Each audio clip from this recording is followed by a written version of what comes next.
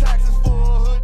It's crazy. I used to be that half a brick, whole key, baby. Now I cop that real estate and Uncle Sam hate me. Every dope boy dream to make $1 million off that yay. Off options play, we made $1 million in a day. Tell me how we go from broke, but got so many paid. And I'm never switching sides, but I talk niggas how to trade. Copping stocks for that low, like selling work. And that joke, my re-up money secure. I got in, I got out. Giving all glory to God. Hold up, this ain't me. Tell me how we went from trapping to rapping on BET. Last week I told investing to the Kansas City Chiefs. Golden rule to invest and make that money while you sleep. They say trap a perfect mixture of Warren Buffett and Meach. No more shoebox money, them portfolios elite. Golden rule to invest and make that money while you sleep. I'm gone. What's good, what's good, what's good, family? It's your boy, the Wall Street Chapter, man. Welcome to another episode of Trappin' Tuesday, man. Let's go, man. Jose, how you feel? I ain't had my mic right, but I'm feeling good. Oh, you slipping, dog. You slipping. All right, y'all, we on episode 161. Now, before we get started, man, I gotta let y'all know, man, how much y'all mean to us. I need you to understand something. Each and every week, man, every Tuesday for 161 weeks straight. Maybe missed it 1 week because I had a sore throat that week. But y'all let us come into y'all living room. Y'all let us come into y'all kitchen. Y'all watching us while y'all at work. Don't get fired watching this, you heard me? Because you ain't got that out the market just yet, right? You in nursery with us. Like everywhere, like you allowing us to come into your life for 2.5 to 3 hours. And for that, y'all, we truly just want to tell y'all, thank y'all, how much we appreciate y'all. Without you all, there is no Wall Street Trapper. Without you all, there is no Trappin' Tuesdays. Without you all, there is no Wall Street looks like us now. So for that, y'all, I just gotta tell y'all, I'm full of so much gratitude. We full of so much gratitude. And so for that, man, we truly just gotta tell y'all, thank y'all and salute to y'all for sure. And plus, without y'all, who the hell I'm gonna get to joke with me on Jose about anyway? You know what I'm saying? Y'all, we get to flush Jose together, and it's not just me, and y'all get to hear the crazy stuff that I gotta deal with every day. Y'all just get to hear it on Tuesdays. So I love y'all for that. Jose, let's get into it this week, man. I got something that's heavy on my mind, Jose, that I really want to dig into, because I was thinking about this, and I think that it's important that we hear this, Jose. Watch what I'm about to lead off with. This, it hit me, bruh, and it's been on me. We all understand that a seed is potential growth. We understand that, right? When we see a seed, Jose, we see potential growth. But what we don't take into account is, in order for the seed to give us its potential, it must first be buried. So if you got a seed just sitting in your hand, then the seed can't never give you what's inside of it. If you got a seed sitting on a shelf, then the seed can't give you what's inside of it. The seed has to be buried in order for it to even have an idea of exposing us to its potential. But let's go a little further than that. Let's go a little bit further than that. To some, it may look as if it's being buried. But in actuality, in that darkness, it is actually being cultivated. In that darkness, it is actually feeling the pressure of what it takes to become what it was destined to be. Okay. Like, I need you to understand, as a first-generation millionaire, I need you to understand, as the person who gonna change your family last name into an asset, I need you to understand that you gotta be buried first.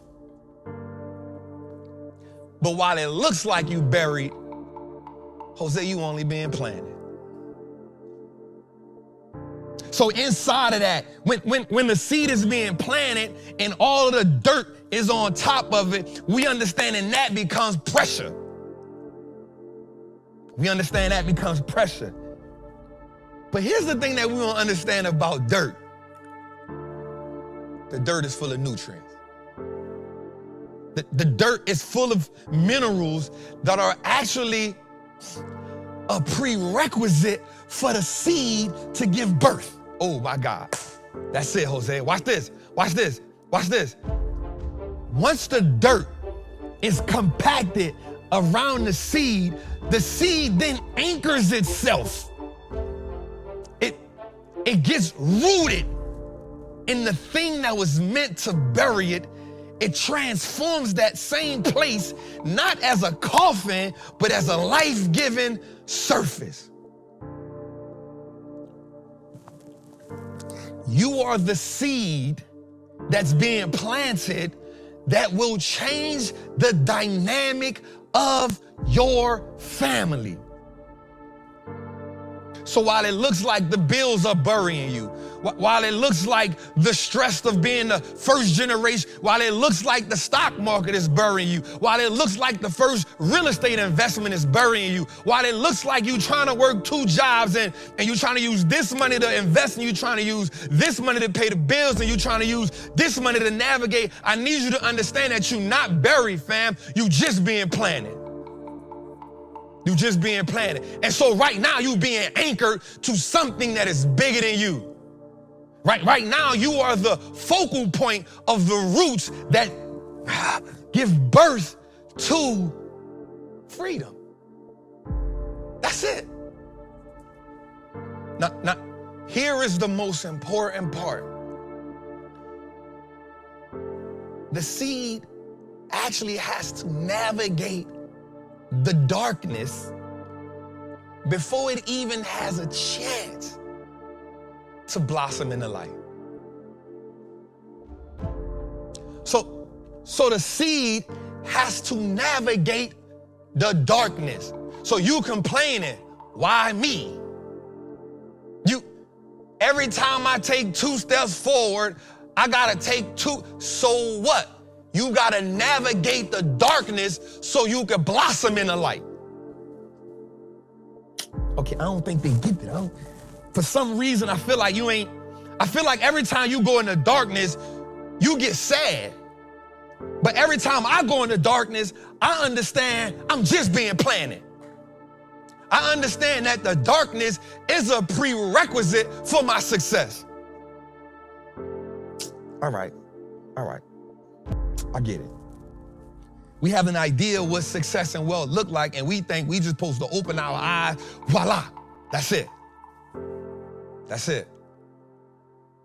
But there's a part of you, watch this. This is gonna be profound.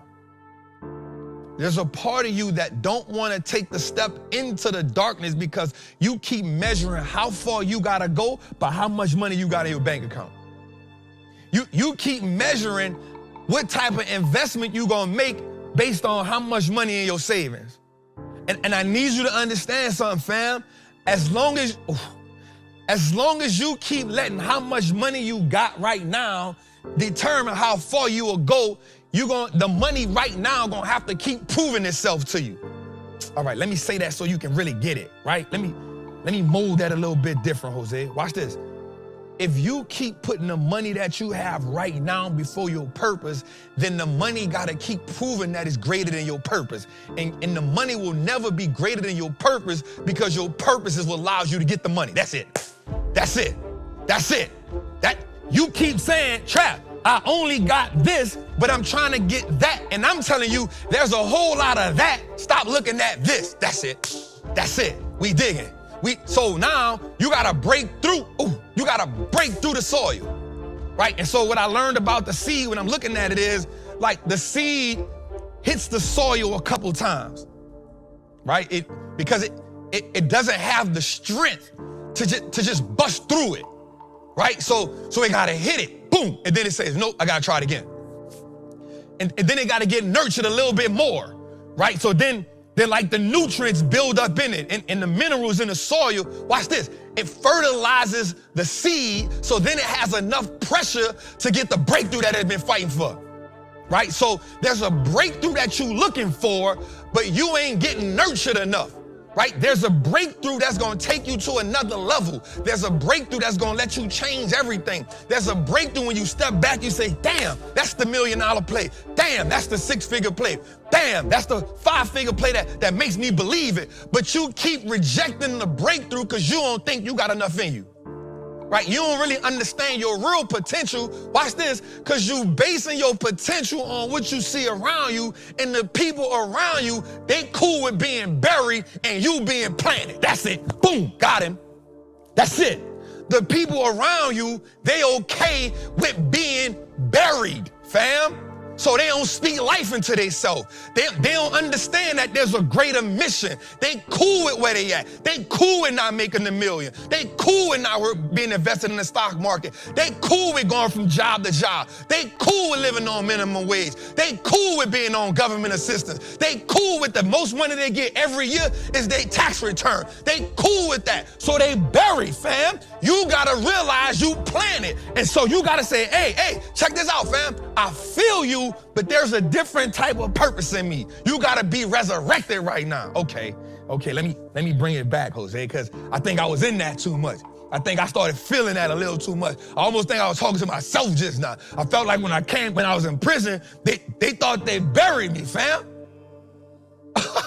When I was in prison, Jose, they thought they buried me, fam. I say, nah, it's too much potential. I'm a sunflower. I got too much potential. I'm supposed to shine. So even when I get out of the prison, and then I put myself in another situation to go back. I remember this, bro. I remember this like it was yesterday. I remember my mama was laying in the hospital, and my grandmother went to the hospital after seeing my mama get shot, and my grandmother said, "You're gonna be all right, bad grass don't die." And I said, what? And I had to ask my grandmother, I said, "Ma, like what that mean?" And she said something that was so profound to me. And I remember it to this day, and this was 1994. She said, when you destined for something, it don't matter what they throw on you. What God got for you is greater than anything any man could ever throw against you. Bad grass ain't gonna ever die because it got a purpose. I need you to understand something, family. You're around a bunch of people that is okay with living in the coffin. As a matter of fact, they got in the coffin without anybody even putting them there. And then what they did was they invited you. And today I need you to understand that you're breaking through the soil tonight. Tonight you got to make the decision to break through the soil. Now, here's what I've understood about the seed that was so vital.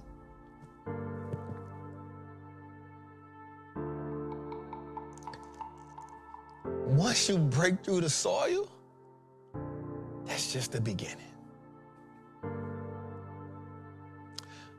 Once you break through the soil, the journey has just begun. Because now you got to navigate rain. Now you got to navigate wind. Now you may got to navigate snow. Now you may got to navigate the predators that may eat off your specific type of flower.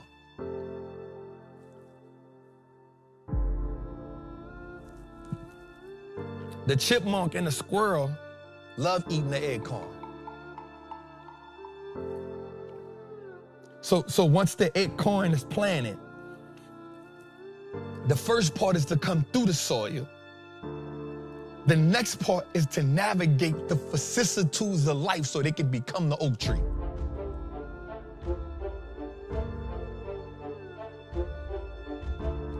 Becoming an oak tree is what the acorn was always meant to be. Watch this. Watch this.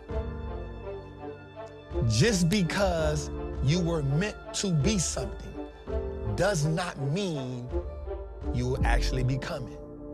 That part is solely up to you and how you navigate the adversity that comes with being a seed.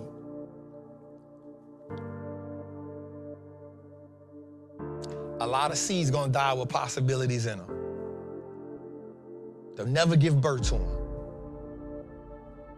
They'll never even have an inkling of what it is to be that thing. So some of us looking and we say stuff like, man, I wish somebody would have. Or some of us gonna say, man, only if I could have. But some of us,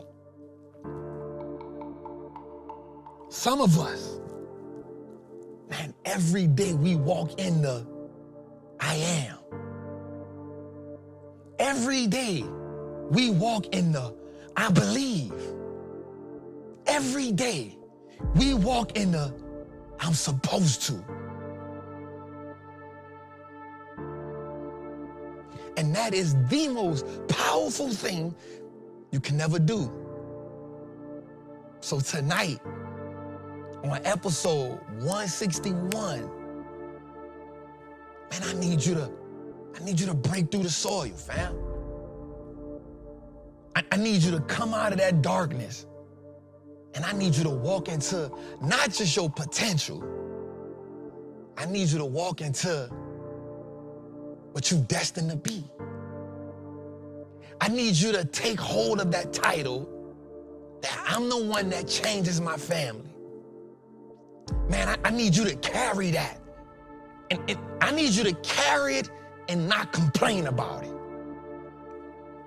I ain't never cared about being the first millionaire. I ain't never cried about that. I ain't never cried about being the one that my family come to for. I ain't ever cried about that. Who else they gonna go to? Who else they gonna go? They ain't never seen nobody succeed. Who else they gonna go to? And you crying, everybody always come to me. Who else they gonna go to? You signed up for it. You said you wanted to be the one. You said you want to be the first millionaire. You said you're going to change their last name. You said you're going to buy the duplex. You said you're going to buy the fourplex. You said you're going to do it. Who else they going to go to? Who else? So you got to break through the soil, fam. You got to break through it. You got to carry that like the champion that you are.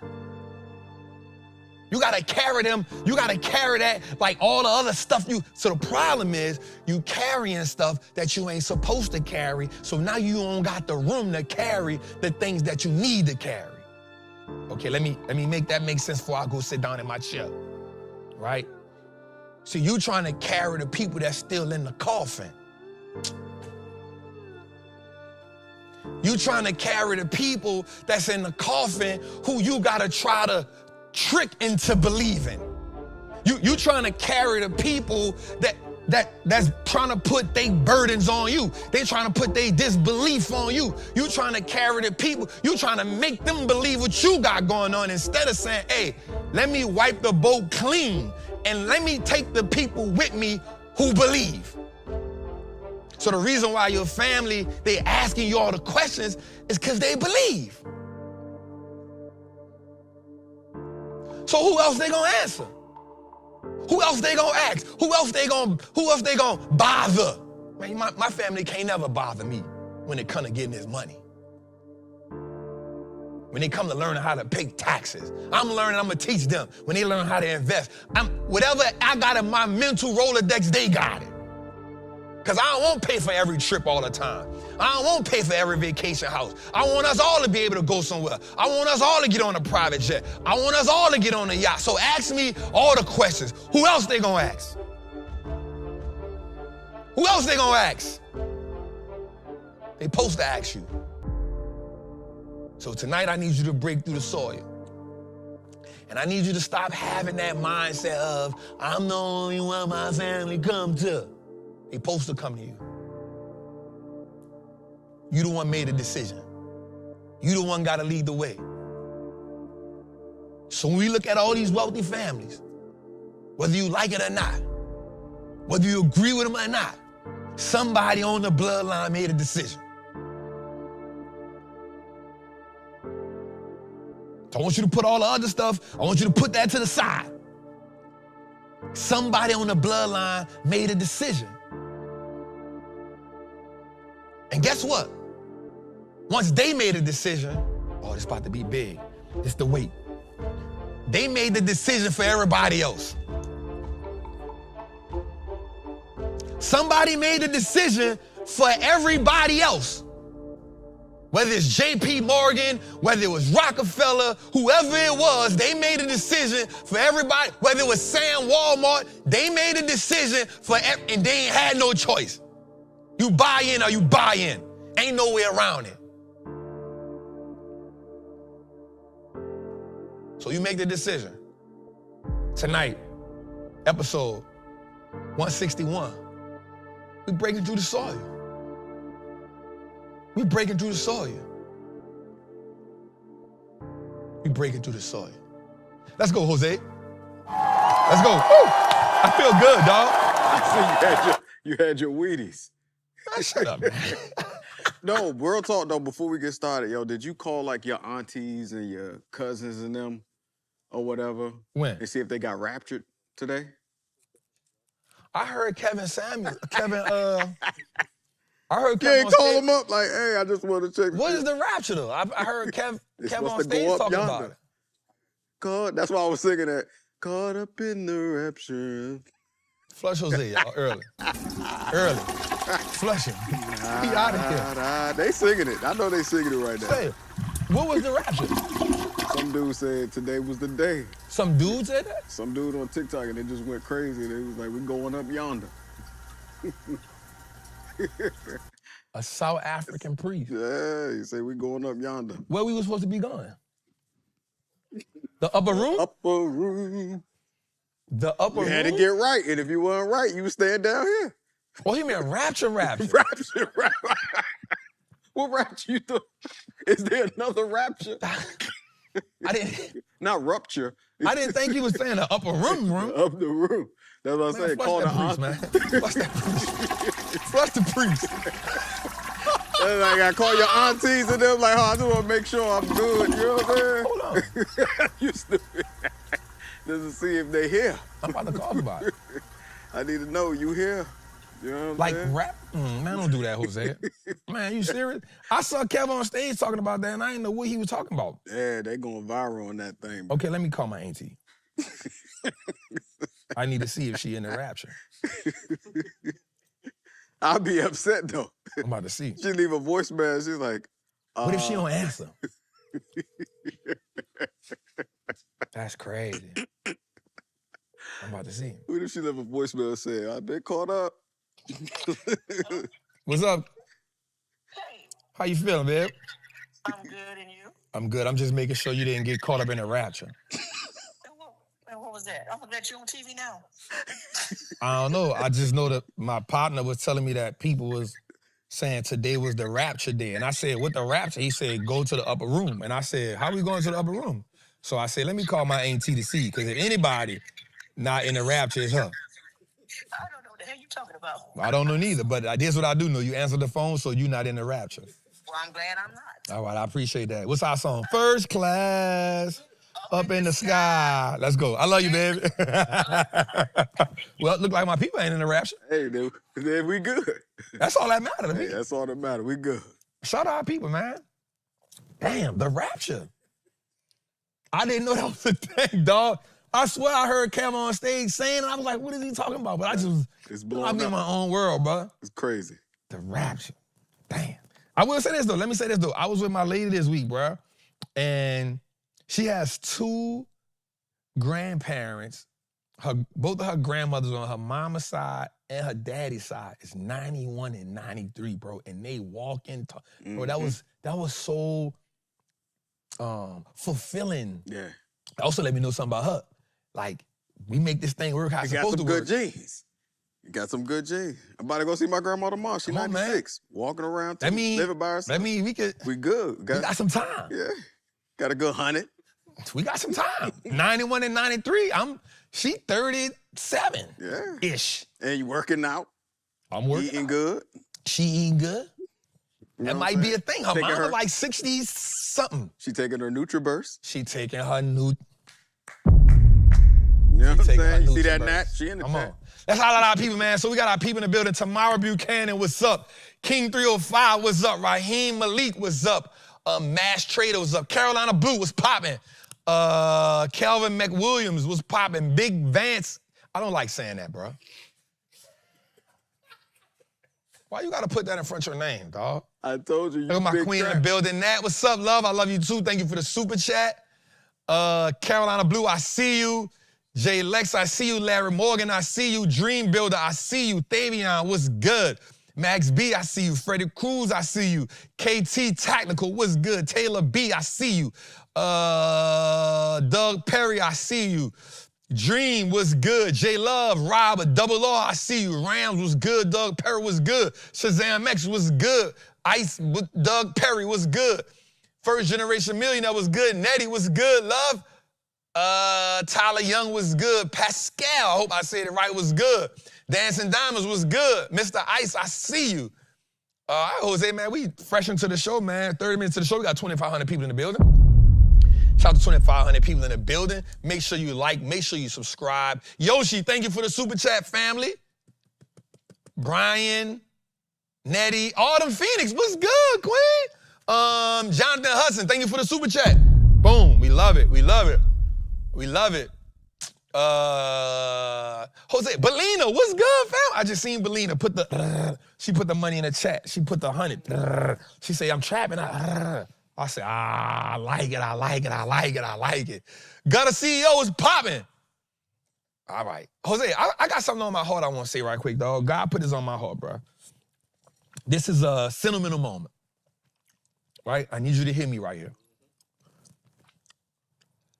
I want to apologize to our audience. I want to apologize to our audience, bro. It's a little moment. Don't bring the music in. Don't key the music. I want them to hear this before we get into this show tonight.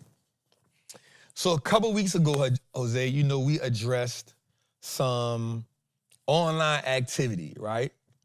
We addressed some online activity, and I want to just tell my audience, there was a part of that where I talked about like me going to prison and me being shot and me, you know, going to prison for shooting somebody. And then I said, man, you know, like, y'all don't want to see that version of me. But the thing about that is, bro, I don't want to see that version of me. Right, right. Our people come to this show every week as a family reunion. They come to laugh, joke, learn about the market, and get money. And at no point should I let an outside situation make me bring that home. Even though it was done in that way, I still gotta say to myself, we better than that, right? And I don't know, people gonna say like, man, Trap, you don't gotta apologize for that. I do. You know why? Because I'm a man that prays to God a lot. And I remember telling Jose, man, I had to talk to God before this, and God was fighting me while I was, you know, addressing it. So I don't address it in a super aggressive way. But here's what I realized. The reason why God was really fighting me, because I still wanted to address it. I still wanted to address it. And if the only person who I always got an answer to is God, you never had to address man. Right? And the next part of this is, remember I said, man, I went to prison because I was defending my ego. I was 16. Well, watch this, Jose. at 43, I still was defending my ego in that moment. I still was defending my ego in that moment. Even if I tried to come at it from the bigger picture and I tried to be the bigger man, you still was defending your ego. Now, this don't have nothing to do with nobody. This is me just saying, God, I'm obedient. And I still fight the flesh every day. Every day I fight it, bro. But I just want to tell my people who show up every week to hear it. And even though they was like, Trap, I respect that, As much as I love y'all, that wasn't about y'all. And in that moment, watch this, Jose, I put my ego before my purpose. I put my ego before my purpose. And that's the same thing that cost Moses everything. And so I want to tell us, moving forward, never, ever, ever will I ever bring anything like that to the show, even if it's myself taking a high road. There's no road that needs to be taken. If I understand that God gave me the platform, there's no road that needs to be taken other than a road that leads me straight to his feet. And so for that, man, I just want to tell our people, man, I apologize. And I know y'all love me, and y'all like, nah, Trap, we respect it. We saw how you came at it. It ain't about that. It's about me saying, hey, God, I heard you. And he been tugging at me. He been tugging at me. And so I just want to tell our people that, man, definitely we a work in progress. We all got a lot going on. We all fighting to be better, y'all. And so we come in, y'all know one thing, when I come to this show, I be standing on my God. I be standing on what I believe in. All right, let's go, man. Traders Armor, super appreciate the super chat. Boom, there it go. All right, Jose, tonight we got a lot to talk about. I want to shout out my people in the Patreon, though, y'all. They got some money this week here, boy. I'm talking about life-changing money, right? So tonight we're going to talk about the Fed cutting rates. That's going to be a thing because it ain't about to be what people think it is. We're going to also talk about, I think Nvidia is having a Rockefeller moment, bro. I think Nvidia is having a Rockefeller moment, a JP Morgan moment, a Dale Carnegie moment. I think Nvidia is having that type of moment right now. Also, we're going to talk about some five trading steps that each and every one of us need to take as traders to make money in the market. We definitely going to talk about that. And then lastly, Trump said y'all don't be taking that Tylenol.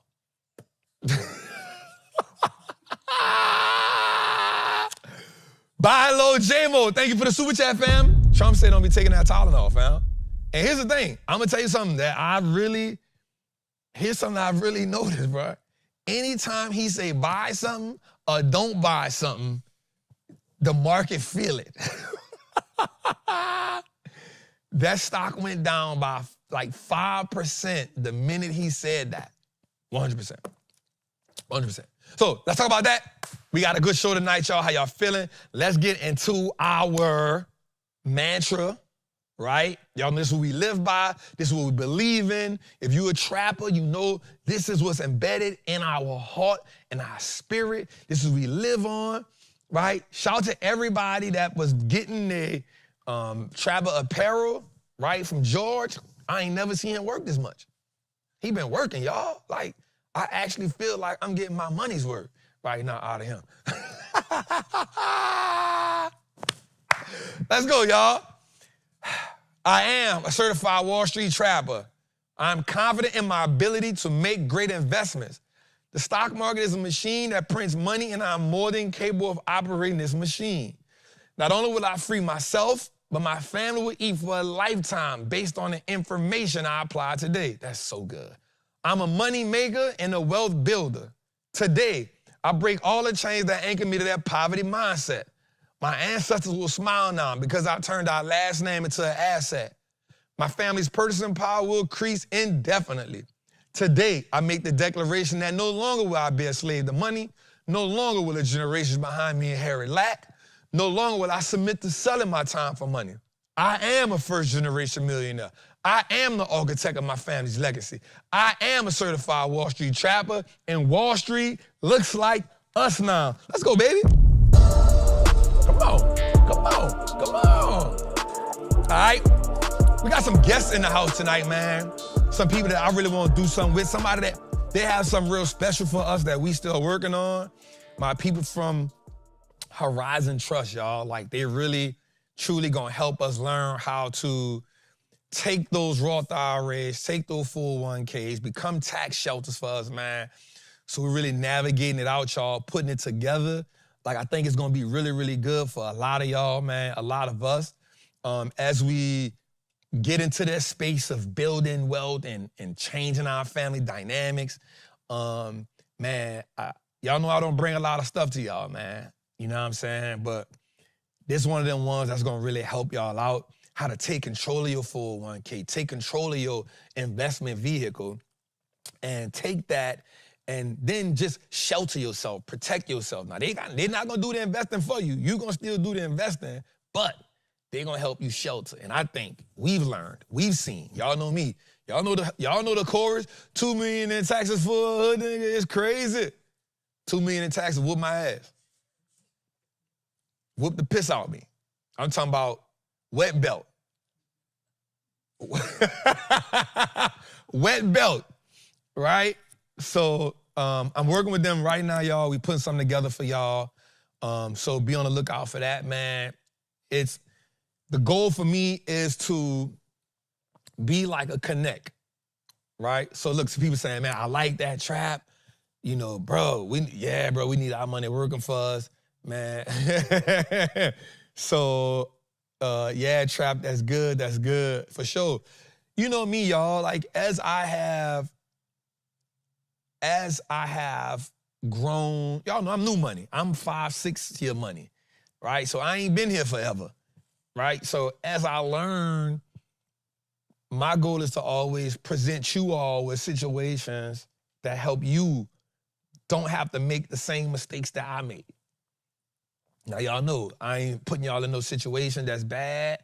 I'm always gonna say, hey, this is something that I'm doing, or that I'm got my money in, or something like that, so that y'all know I got skin in the game with y'all. So just be on the lookout for that, y'all. It's truly gonna be amazing. I trust them with everything.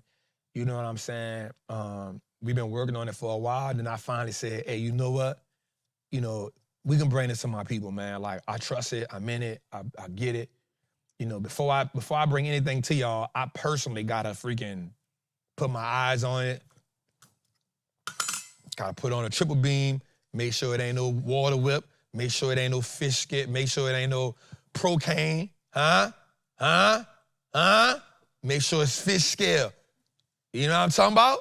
Come on, Jose, that's out your league. I don't know what y'all know Jose like, Y'all know Jose like, what? Fish scale, where you get that at? Procaine? Never heard of it a day in my life. That's why I love you, bro. As I was about to ask you, what was the name of the company again? We talking about fish scale and procaine. Gotta love it. But they here now. Yeah, they here. They here, man. So that's my people, man. So, yep, we're gonna bring that to the squad in a few, man. So definitely want to just put us in position to, we can't be giving Uncle Sam all that money back, man. We just can't do it. So let's get to it, man. Jose, we got a good show up here. Let's get to it, man. What we got? All right, we out the gate. All right, y'all. So I know, trap on the charts. Y'all know what it is. And I'm gonna tell y'all something. Ashan, actually, he came back through for y'all. So Ashan comes back and says, hey, Trap, this is how he come to me. Hey, Trap. All right, hey, Trap, I got an idea. So I said, Sean, what's the idea, bro? He said, let me look at your screen right quick. I said, here, Sean, you go my screen, bro. Let's look at it. So he says, all right, look, if you press this button, Here's what happens. So I said, well, what button, Sean? So we got it. He said, I get it. I see what was happening. He said, Trap, my screen was pitch black, and I see why you don't like that. So we gonna switch the screen, right? And when we switch the screen, watch this, we switch the theme. Come on. Shout out to my dog, Sean. Shout out to my dog, Sean, man. I'm gonna tell y'all something. Sean be fighting for y'all. He be fighting. He be like, he be like the people. Nah, he get that from his daddy. I'm not gonna lie. His daddy all about the people. I gotta give him that. He definitely his daddy's son when it come to that. All right, so let's get into it, man. We're gonna get on this chart. We're gonna get on this SPY right quick. We're gonna knock through this right quick. And I truly want y'all to see something that I really think is important for y'all to see. I think it is not just important for y'all to see, but I think it's important for y'all to pay attention to. Now, here's what we understand. The market has been on a tear, right? The market, all right, before we go, how y'all feel about that? Y'all see it on the screen. Tell me how you feel about it. Tell me how you feel about it. Right? Right? All right. So, I wrote some notes down here on the side so I can make sure we get to it. So, somebody say, okay, dark mode. you gotta listen. Sean, he showed, he was with y'all today, yeah? I'm not gonna lie. All right, so here's what we know. All right, first things first, we gotta look at, let's do something first, because you're gonna see something that's gonna trigger a new perspective when I say this. All right, so first thing first, we go to the monthly, right? What do we see? We see our monthly uptrend happening in place, right? Now, I want you to pay attention to what we see. So we see our monthly still above our 20-day. We like that. It lets us know market still is in an uptrend the way we want it to be. We're not gonna get too deep into this, right? Then we go to our weekly. What do we see? Same thing. But then we see something real interesting with this weekly candle. We see something real interesting on this weekly candle.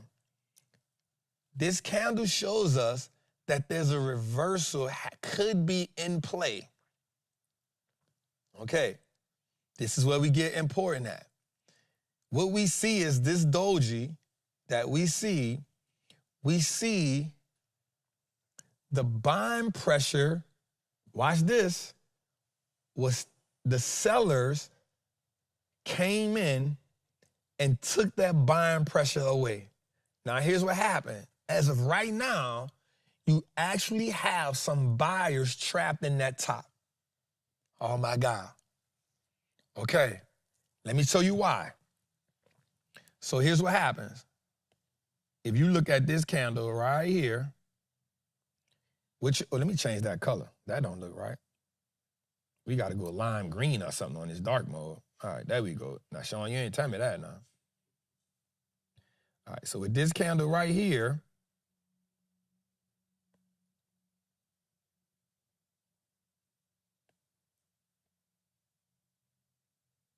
you see buyers right there, right? Nice size buyers right there. And the next candle, what you'll see is you see sellers, you see buyers that tried to jump on that next train, and then they got trapped with today's move. Today's move trapped them because they were late buyers. Listen to the word, the terminology that I just used. They were late buyers, meaning they jumped in the rally late.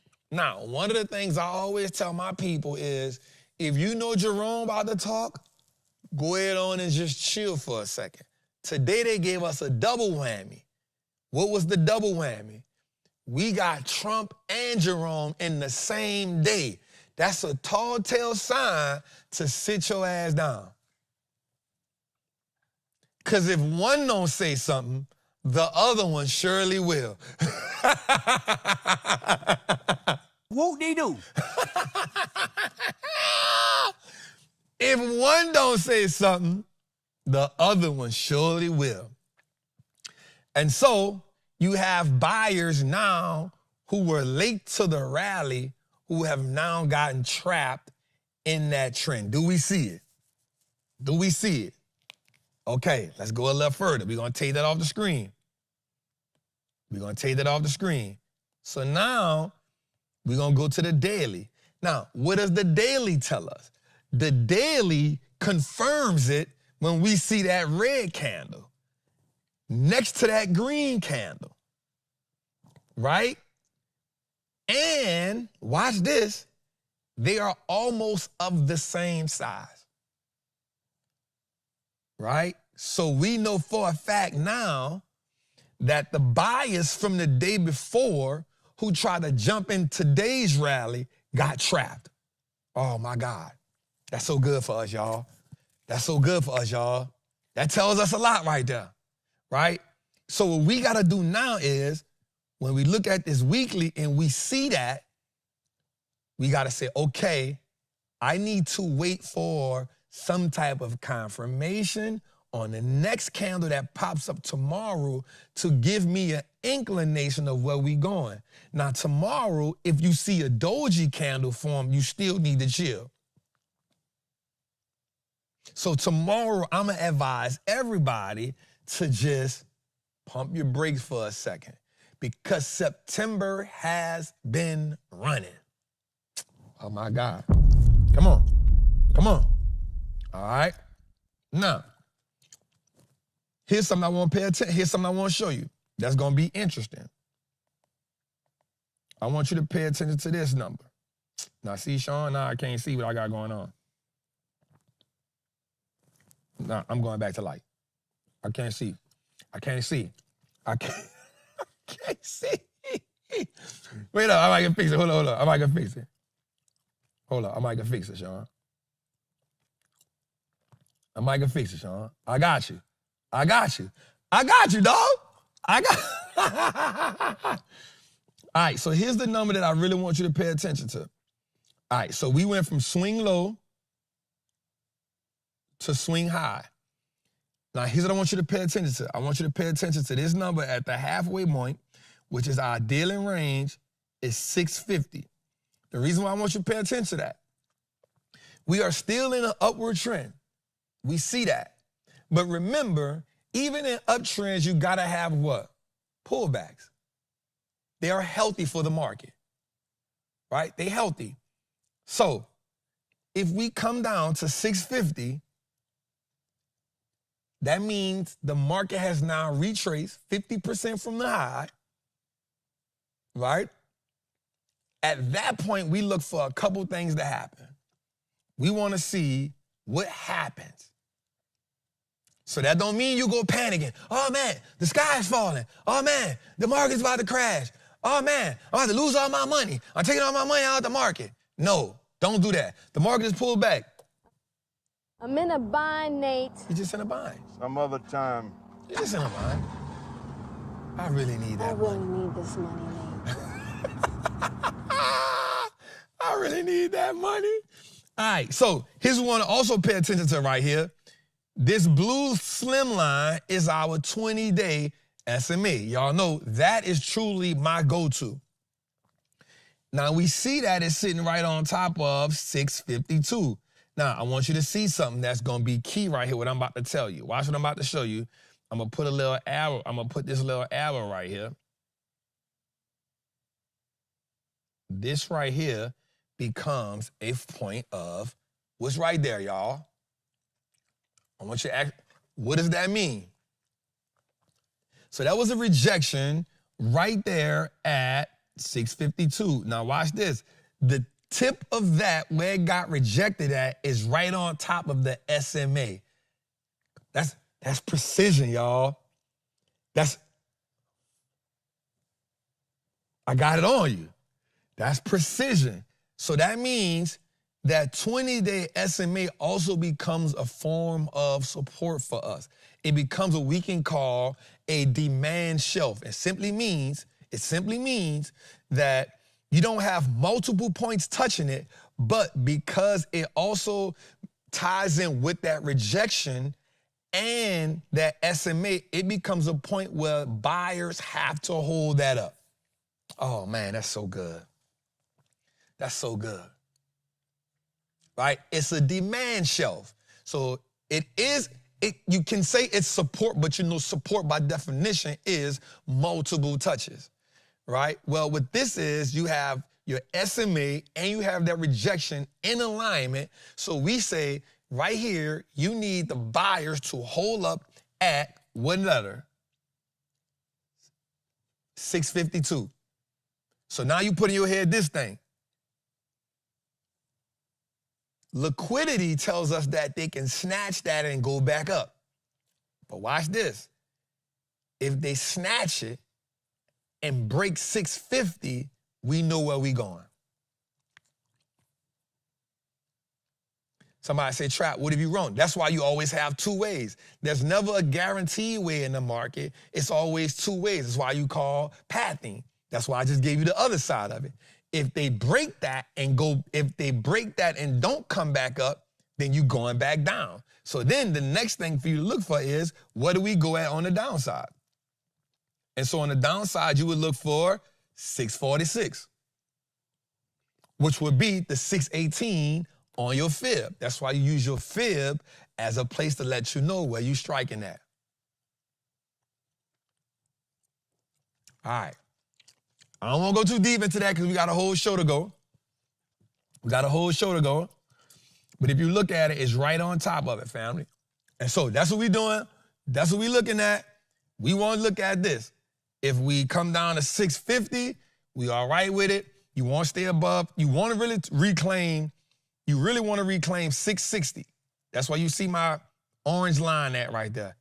You want to reclaim 660. That's on top of that doji. That's where that other rejection at. You want to reclaim 660. But from 660, you wanted to stay above that 650. Above that, you know buyers are still in control. Below that, you know sellers have taken over. We don't got to make it complicated. We don't got to get into a whole bunch of stuff. That's what you're looking at. Let's go. We good. All right. Come on, man. We keeping this. Come on, man. Golly, man. Let's get into it, man. Come on. That's it. A lot of times we make things more complicated than when it need to be. Right? A lot of times we make it more complicated than it got to be.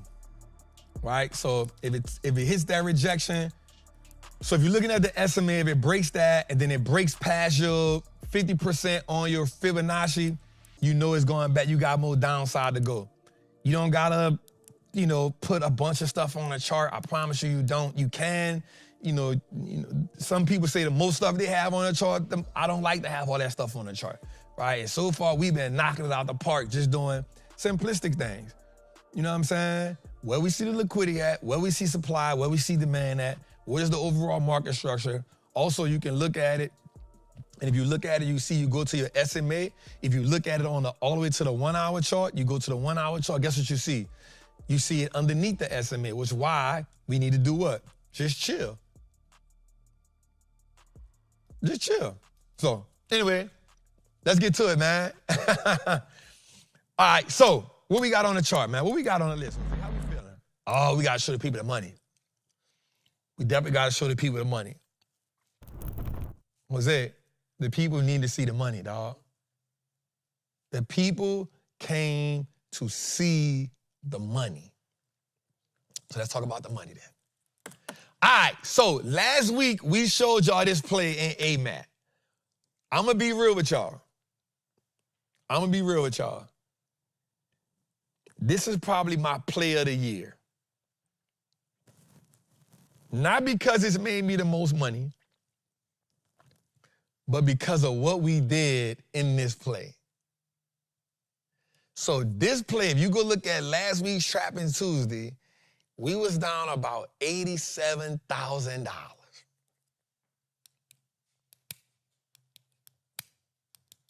We was down about $87,000. Greg, I was down $87,000. So what we did was, I remember calling Ashan, and I say, bruh. No, we was in here. I said, Ashan, look at this, bruh. I said, this play is trading at Oh, this a teaching moment too. All right.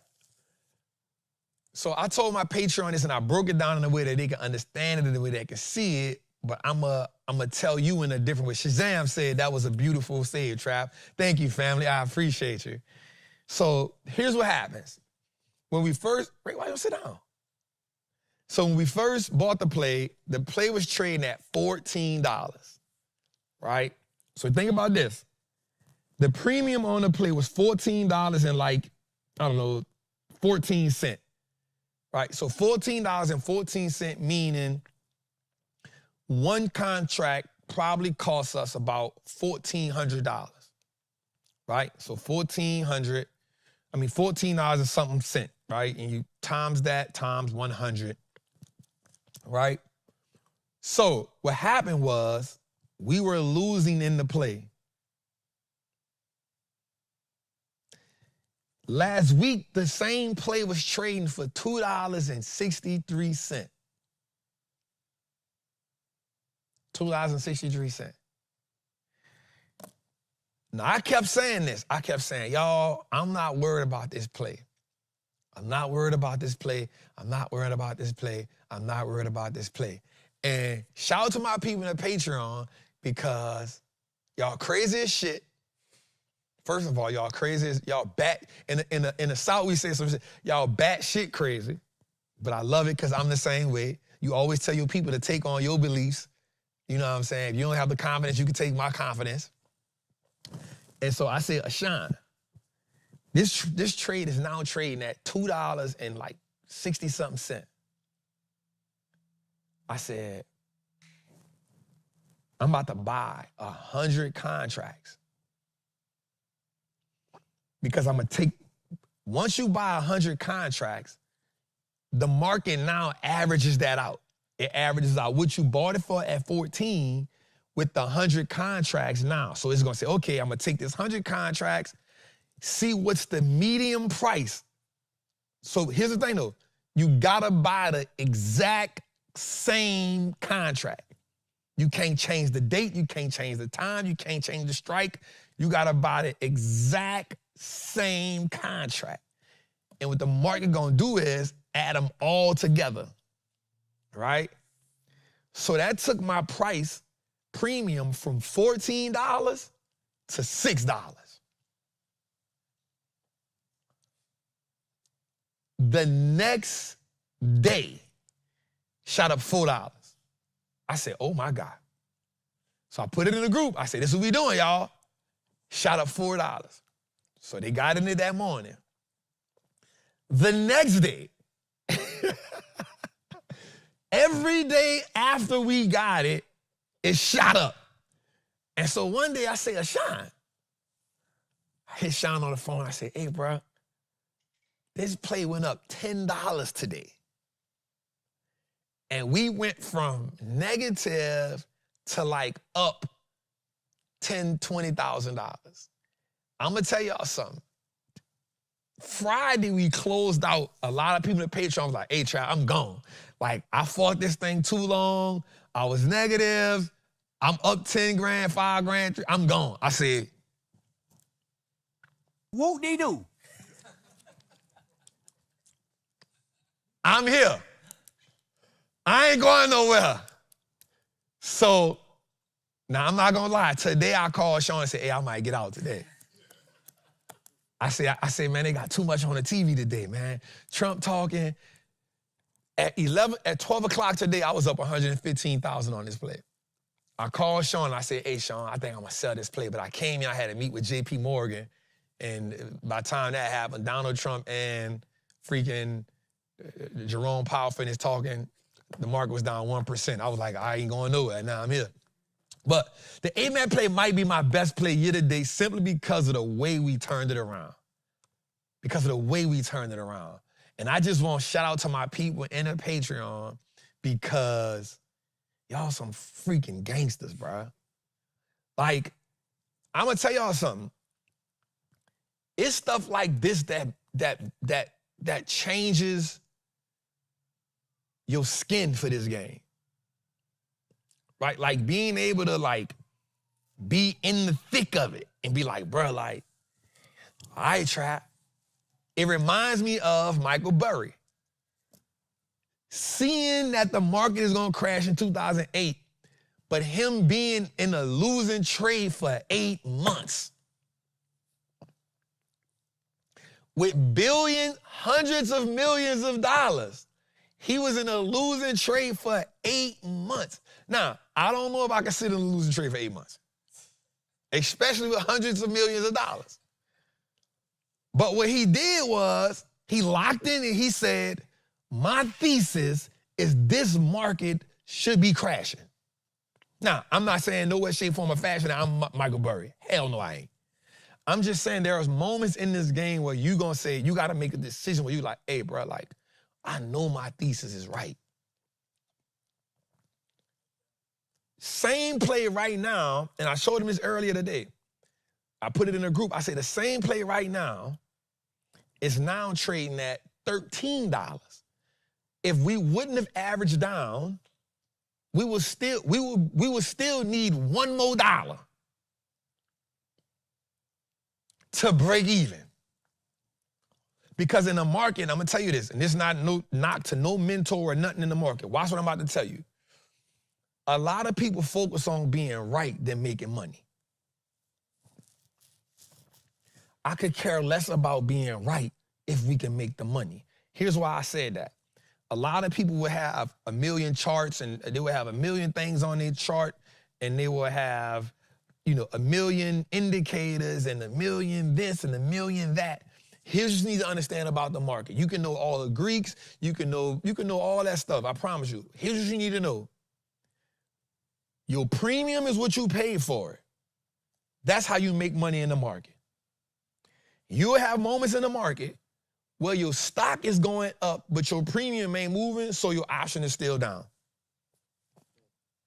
That's because the premium has not become attractive enough to move. All right, let me make that make sense to you before we move forward to the rest of it.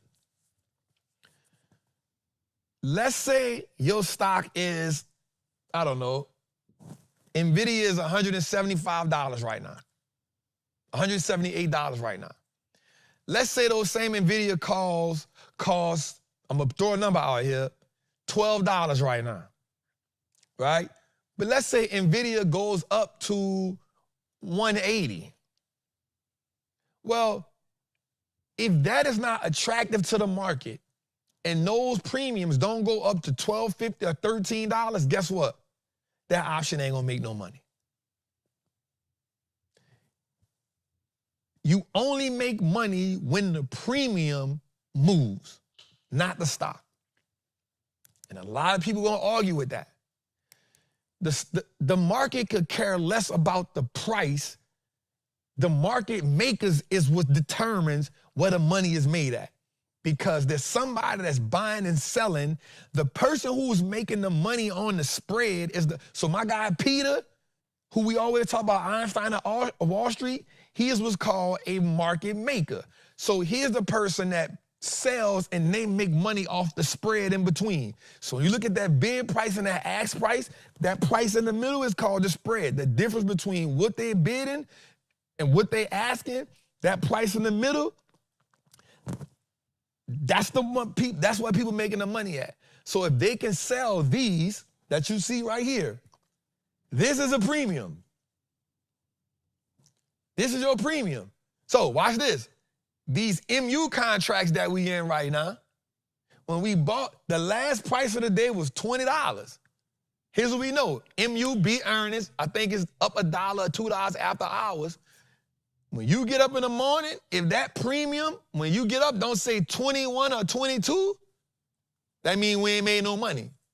If that premium say $20.05, we still break even. If that premium say $19, we lost some money. This is what makes you money in the market, not the stock price. That's what makes you money in the market. The premium on the side of the stocks, where it say last price, that's what make you money. Where it says AMAT $12.60, App Loving $113, Costco $47, Goldman Sachs $65. That's what makes you money, not the stock price.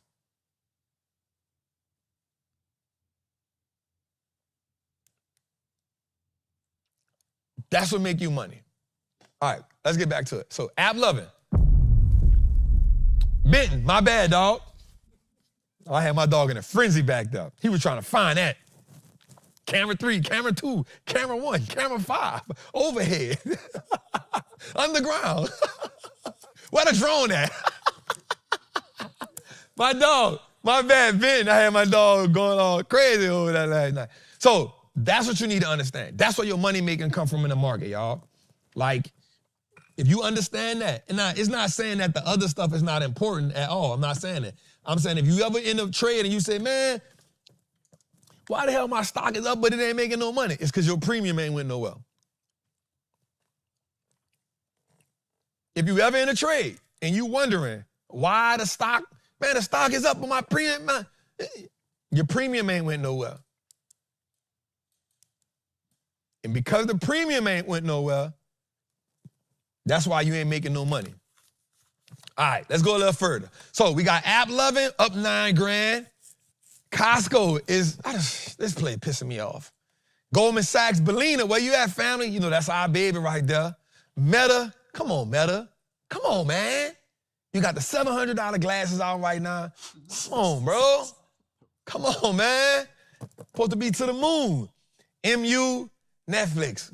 Come on, bro. You just had a good fight with Canelo. You got the Jake Paul fight coming up. Come on, bro. I don't know why the market don't like Netflix right now. They pissing me off. All right, let's go a little further on that. All right? Oracle. Now, I'm not going to lie. I truly wanted to sell this. I called Sean today and said, I'm going to sell this play. And I didn't. Palo Alto, what the hell happened? I don't know what the hell happened. I don't know. They pissed us off today. Big fall. Palantir was shaking back. Spotify, man, gave it all back. I didn't even see them give it all back. That was today? That was today, bro. Gave it all back. Gave it all back. Spotify gave it all back. Tesla, still holding us down. UNH had a big run today. UNH had a big run today. And so that's what we in right now, y'all.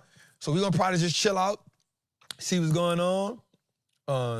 Man, I don't know what the hell happened with Oracle, man.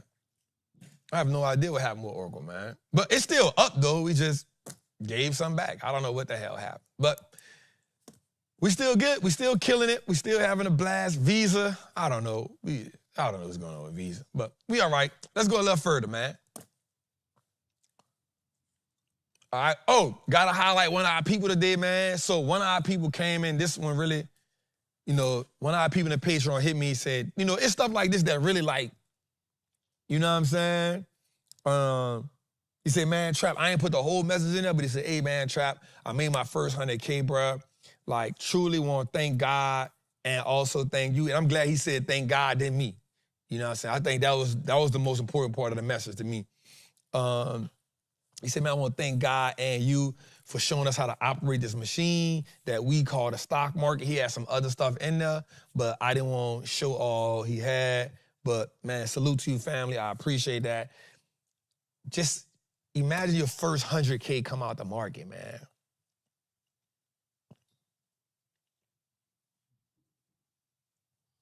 Your first 100K come out the market, man. Like, that's a moment for me, you know, because the first 100K is the one that changed the game for you. I'm going to just keep it real with you. You know what I'm saying? Your first 10K make you believe it. The first 100K make you say, I can't never turn back. Because here's the thing, it's a numbers game. Now you only got to do this 9 more times. Think about that. You only got to do this 9 more times. Now here's the most phenomenal part about it. You don't got to do nothing different. Watch this. You don't got to work harder. The only thing you got to do now is hone in on what you're doing and scale up. That's it. So if you was doing 1 contract or 2 contracts, you not say, okay, I'm making do 3 contracts now. Right? You scale, it's not like And nothing against working a job. But it's not like working a job. You're like, damn, I made $100K this year. And most people know I was a construction worker, yo. Listen, to make $140,000 in a year, bruh. I was working 7/12 months at a time. Double time Sundays, holidays, I'm working. 84-hour weeks. Just to gross 100K, not even net it. To gross it. So in order to make $1 million doing that, I gotta do that at least another 10 to 12 years, and I can't spend nothing. In order to do this, to get $1 million, you don't got to change nothing. That's why I highlighted this one. Bro, I promise you this, no lie. I promise you this. You are good. Man, I say this with the most respect and everything. You about 15 trades away from $1 million. I promise you. I promise you. You about 15 winning trades away from $1 million. Here's why. All you doing now is multiplying. That's it. You already, let me tell you why. Man, I don't want to go this deep on this. Here's why. You survived February, March, and April. Okay, listen to what I'm about to tell you. You survived February, March, and April, the months where the market whooped our ass. You survived one or two plays that went the opposite way after we had started recovering from that. You survived the AMAT play where we was down 80-something% to come back and be positive. You, at this point, got all the tools that it take to go get $1 million. You're not scared to lose no money. You understand how to read the chart. You understand the sentiment that's going on in the market. You understand when the market is bullish. You understand when to back up. You understand when to scale in. You understand when to cut your losses. You understand when to average down. Bro, I promise you, you only about 15 trades, winning trades away from $1 million. I promise you that. Let's go a little further. All right, next, Freedom Index, man. Let's get to it, Jose. Sean, I did not sell AJG yet. I'm still holding on to it. I got to get rid of it. It is bouncing back, though. Sprouts Farmers Market, killing me. Everything else we good. Costco, CrowdStrike, CVLT, Goldman Sachs, Meta, Netflix, Nvidia, Palantir. Sprouts Farmers Market. Damn. I gotta get rid of that shit, man. Man, flush me, man, for still holding on to that. Anyway, you wanna come join the Patreon, man? Come rock out, man. Come join us. Jose, 3,500 people in the chat. Come on, man. Let's go for 4,000 tonight. Oh, we got an announcement to make before we go. All right, so watch this, y'all. I did something. Now, I let my people in the Patreon and I let my people in Trappers Anonymous know this. I gave them first seats for this. So next week, you know, because we just was having a good month, we having limited seats in the Freedom Center. We're gonna do a live Trappin' Tuesdays in the Freedom Center, y'all.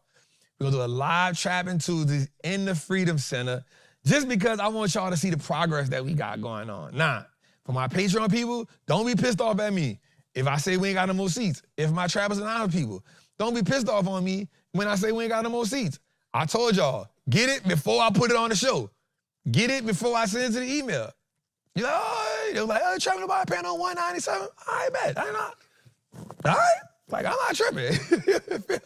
It's still free on YouTube. You good? Yeah, I'm not tripping. Well, so we always do a live show. We did it like 4 times at the old spot. We built up some stuff out, man. I wonder if the TV gonna be up next week.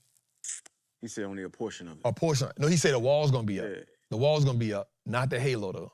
The wall. Oh yeah, the Halo definitely not. But we're gonna be building out the backside. All right, so and definitely. We gotta say it too, September 30th. We had people at the Patreon asking, when is it? I was like, I thought I said it. Okay, September 30th. I know y'all tripping. Trap, why you Atlanta. gonna do it so short? It was spurred him on. Jose said, bro, why are you doing it so short? And I was just like, I don't know, bro. I just want to do it before we get into the full quarter. Don't ask me why. It ain't a money grab. I just was like, I just want to do it before we And we go gonna to the feed full. y'all. Huh? Keep y'all, you know what I'm saying? Feed y'all a little bit. We always feed him. You know what I'm saying? We always- He good, actually. Hey, that ticket was kind of high today. That boy sent me that damn invoice. I said, shit. I said, the tariffs. Right. I said, he must have got tariffs on the chicken and the lamb and everything. God damn, dog. I asked the boy if he take food stamps. You take food stamps, dog? God damn, that boy was trying to tax me for that. So, yep. Yes, you can. You can. We will have Trapper attire for sale at the event. Yep, we're doing a live show, man, next Tuesday. Next Tuesday, we got limited seats because I don't need a whole bunch of y'all in here because we ain't finished. But I do want to let my community, I'm not putting this on Instagram. I'm letting you know, right? I'm not making no Instagram post behind this. But, you know, come in, check out, you know, that's why we got limited seats for it. Y'all come in, make sure it's going to look good for y'all. So, let's go. Let's go into the show, man. We've been running it. I know. I've been back there like, bruh, get to the show, bro. All right, so let's get to it, y'all. Investors bet on cuts. Powell says, not so fast. Now, many investors are banking on another two quarter point cuts before the end of the year. But the Federal Reserve Chair on Tuesday signaled these moves are far from a done deal. But Federal Reserve Jay Powell signals further, U.S. interest rates are not guaranteed. And if you won't know, this is why the market came tumbling down today. Because Jay Powell said, we don't know for sure. But if you notice, I put a video up on YouTube the other day, and I said something. I said, after the rate cut, I said, the rate cut may be good, may sound good, but if we look at the market, the economy in totality, it's not good. Why? Because they're saying inflation is going to go up more jobs will be lost. And y'all don't know how to... I'm going to let him tell y'all. The U.S. economy is showing resilience in the midst of substantial changes in trade and immigration policies, as well as in fiscal, regulatory, and geopolitical arenas. These policies are still emerging, and their longer-term implications will take some time to be seen. Recent data show that the pace of economic growth has moderated. The unemployment rate is low but has edged up. Job gains have slowed, and the downside risks to employment have risen. At the same time, inflation has risen recently and remains somewhat elevated. In recent months, it has become clear that the balance of risks has shifted, prompting us to move our policy stance closer to neutral at our FOMC meeting last week. Now, here's one of the things we talked about. Something he said in here was, GDP is slowing down. That means growth in the overall economy is slowing down. They had a rate, it went from 1.4 to 1.6. That's not nothing to really be going crazy about, right? That's slow growth. You need growth, you need people to spend money. That's not happening right now. Not the way it should be. Especially when we bring out our other data that said what? The average person is what? At least 30 days behind on one bill. He also said something in the meeting when he cut the rates. What did he say? He said, listen, we understand that the Fed has a dual mandate. What's the dual mandate? Price stability, job growth. Meaning, making sure everything is affordable and make sure people got jobs. But then the next thing he said right behind that was, we understand that the pressure is on, watch this, the lower income portion of the economy. Which means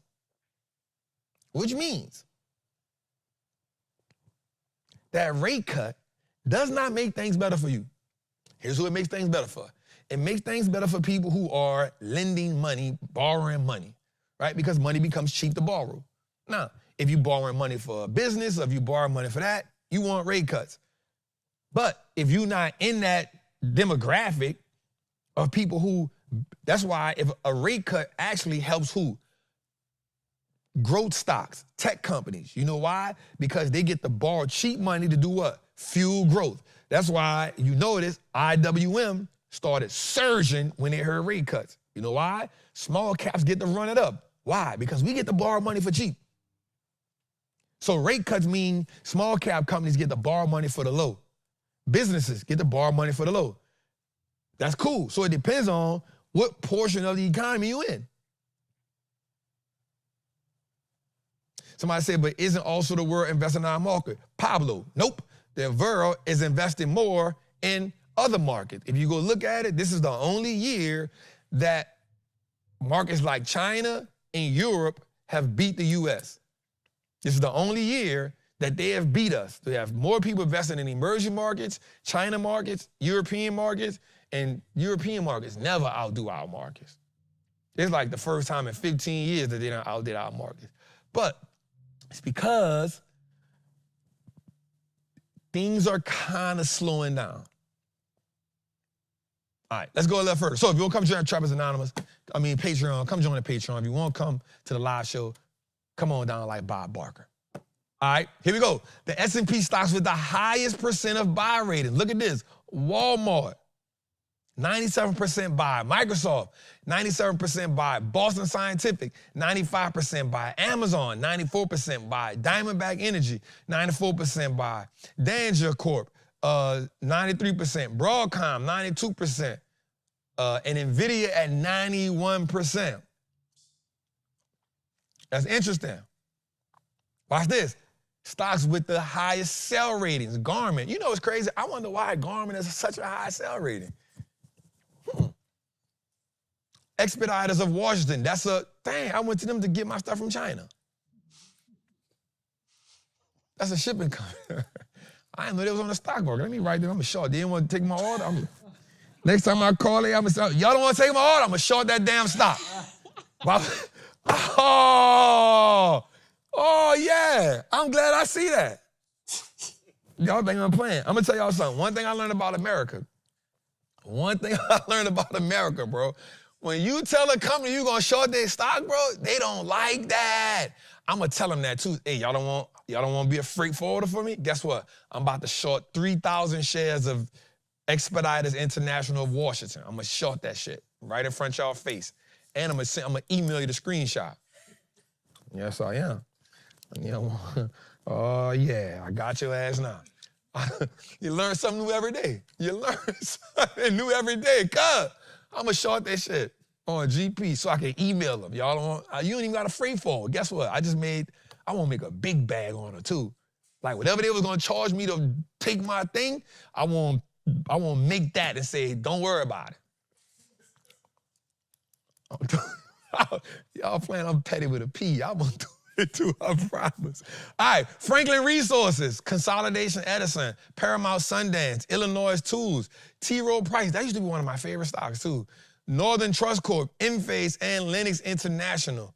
These are your most shorted stocks in the market, y'all. Let's go a little further.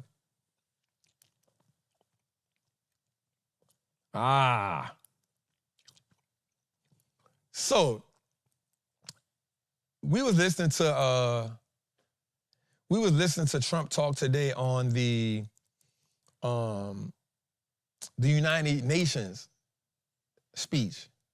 Say, bruh, I'm gonna tell y'all something. This dude got to be one of the boldest dudes. I put something in the Patreon that said when he passed away, he gonna say I did it my way. Nah, bro. I've never seen anything like this in my life. That man told them people, your country going to hell. Nah, bro. I don't care if you like him or don't like him. For you to get up there and say that, I say, oh, he on a different type of time. First of all, he said, my teleprompter not working. That's the first thing he said. So whoever controlled the teleprompter, you in trouble. That's the first thing he said. And then you can't make this up. Then he said, I saved 7 wars. I saved y'all. The United Nations, y'all got potential, but y'all ain't shit. In so many words, that's what he said. He said y'all got potential, and then he said some other stuff. But essentially what the other stuff said was, y'all ain't shit. And then he told the other people, y'all countries is going to hell. Because they letting like immigrant workers come in their country. He said, your country going to hell. But you could come to America and we can help you. Not the people, but the country. Y'all need to follow what we doing. Bro, when I say he said it with a straight face, I'm talking, he was like, and your countries, they going to hell. Bro, at that point, I just turned the TV off. I said, nah, somebody about to nuke us. I just know it. I just know it. Somebody aiming a weapon right now. I hope our Department of Defense is ready. Because, bro, he held no bars. And I said, hey, this is different. I've never seen a president not be diplomatic. You know, most presidents try to be diplomatic. They try to, that's the thing, to be diplomatic, to try to, he was like, nah, I don't rock with y'all. I don't like y'all. Your country going to hell. Bro, but I've never heard that before in my life. So anyway, Donald Trump on Tuesday canceled planned meeting this week. Already told the Democrats this week, I don't want to talk to y'all. So we might be headed for a government shutdown. Just days before the federal government is set to shut down if a funding deal cannot be reached. Trump scrapped the sit-down with the Senate Minority Leader Chuck, I don't know his last name, Schumer, and House Minority Leader Hakeem Jeffries. UST, a day after people familiar with the situation said that this meeting with the New Yorker would happen. So let me say something. I wrote this down. This shutdown is important. So this isn't the first time we've seen like the world get close to a government shutdown. All right, so during the shutdown, federal employees are furloughed, contractors don't get paid, and many services pause. This directly reduces consumer spending, business activity, and overall GDP growth. The longer the shutdown lasts, the more meaningful the drag on the economy is. Now, mind you, a government shutdown hurts the economy even more, because guess what? You thought you couldn't get nobody on customer service before. You thought trying to call an IRS was painful before. Watch this. All right. Investor confidence. Markets hate uncertainty. A shutdown signals political dysfunction, raising fears about government's ability to manage debt, budgets, and future crises. This also increases the VIX and leads to sell-off in risk assets like equities. Let's go a little further. A shutdown often happens alongside fight over the debt ceiling. That was the last time it happened, right? This raises the risk of a U.S. default. No, we can't default on that money. Can't do that. If investors believe the U.S. Treasuries, the world's safest asset, could be compromised, bond yields rise, credit ratings get threatened, and the S&P gets downgraded again. Remember, we got downgraded earlier this year by Moody's. Remember, that caused the market to go bloody red. When Moody's downgraded the market, the USA credit, we went from AAA to AA+.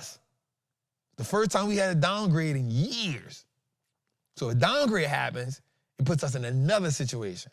So somebody got to get in his ear and say, hey, go talk to these people because that's not good for the economy. The first thing you really want, if you see the VIX spike, so here's what happens now. We already got Jerome Powell saying something. And then if we have a government shutdown, the market surely will go red. The market goes red, you also know if a government shutdown going to do is it's going to spike the bonds.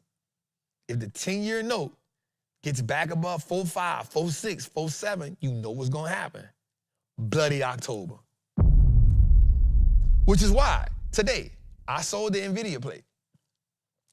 I took that little cash. I said, hey, because I had $470,000 in that plate. I went in the group, I said, hey, let me get this money out of here. I just feel like something about to happen. September was too good. I just felt like something was about to happen. And lo and behold, this may be on it. So that may put us in position to get some really cheap options contracts. So we might have finished the year off really, really strong. Let's go a little further.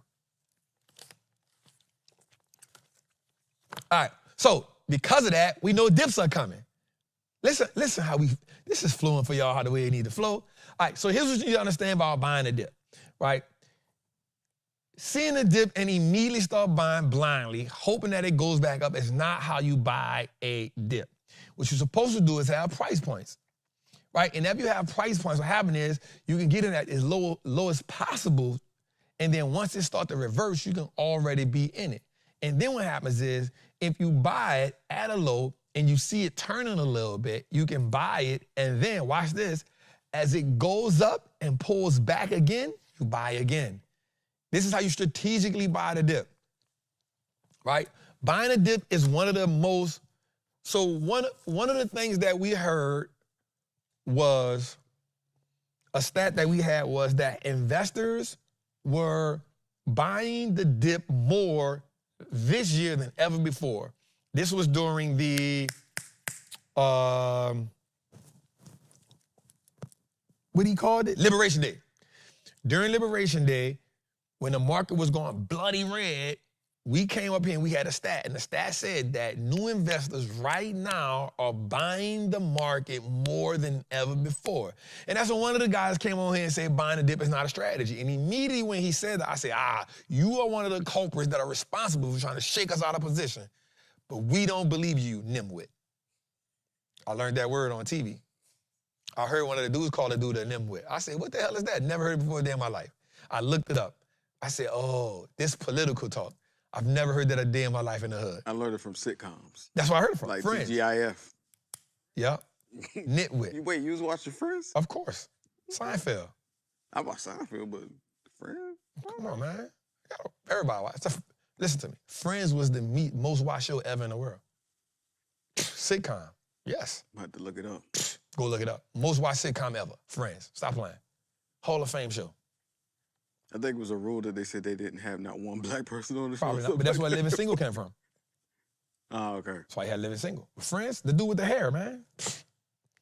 Love watching him. He made no sense whatsoever. It's a Hall of Fame show. What'd you say? No, it definitely is. Come on. Well, after The Simpsons for sure. My bad. You can't forget about Bart. Bart has been predicting worlds. Bart has been predicting world-changing events since the 90s, bro. But anyway, let's buy. No, I 100%. I won't agree. I won't argue with that. I won't argue with that either.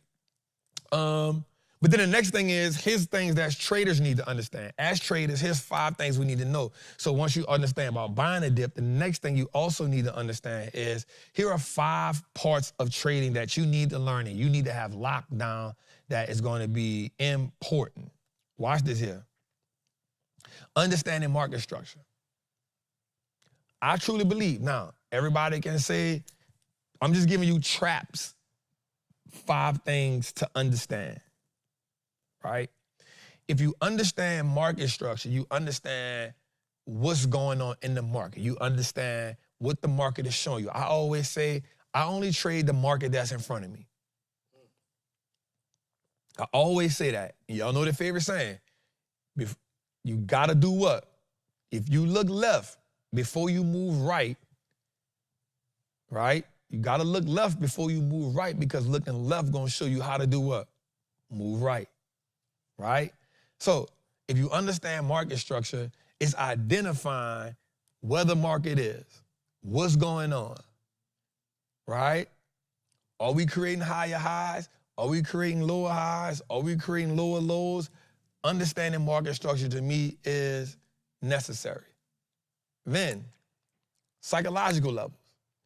Reason why that's important for me is because if you can understand whole numbers, those become psychological numbers, because the market is a collection of ones and zeros.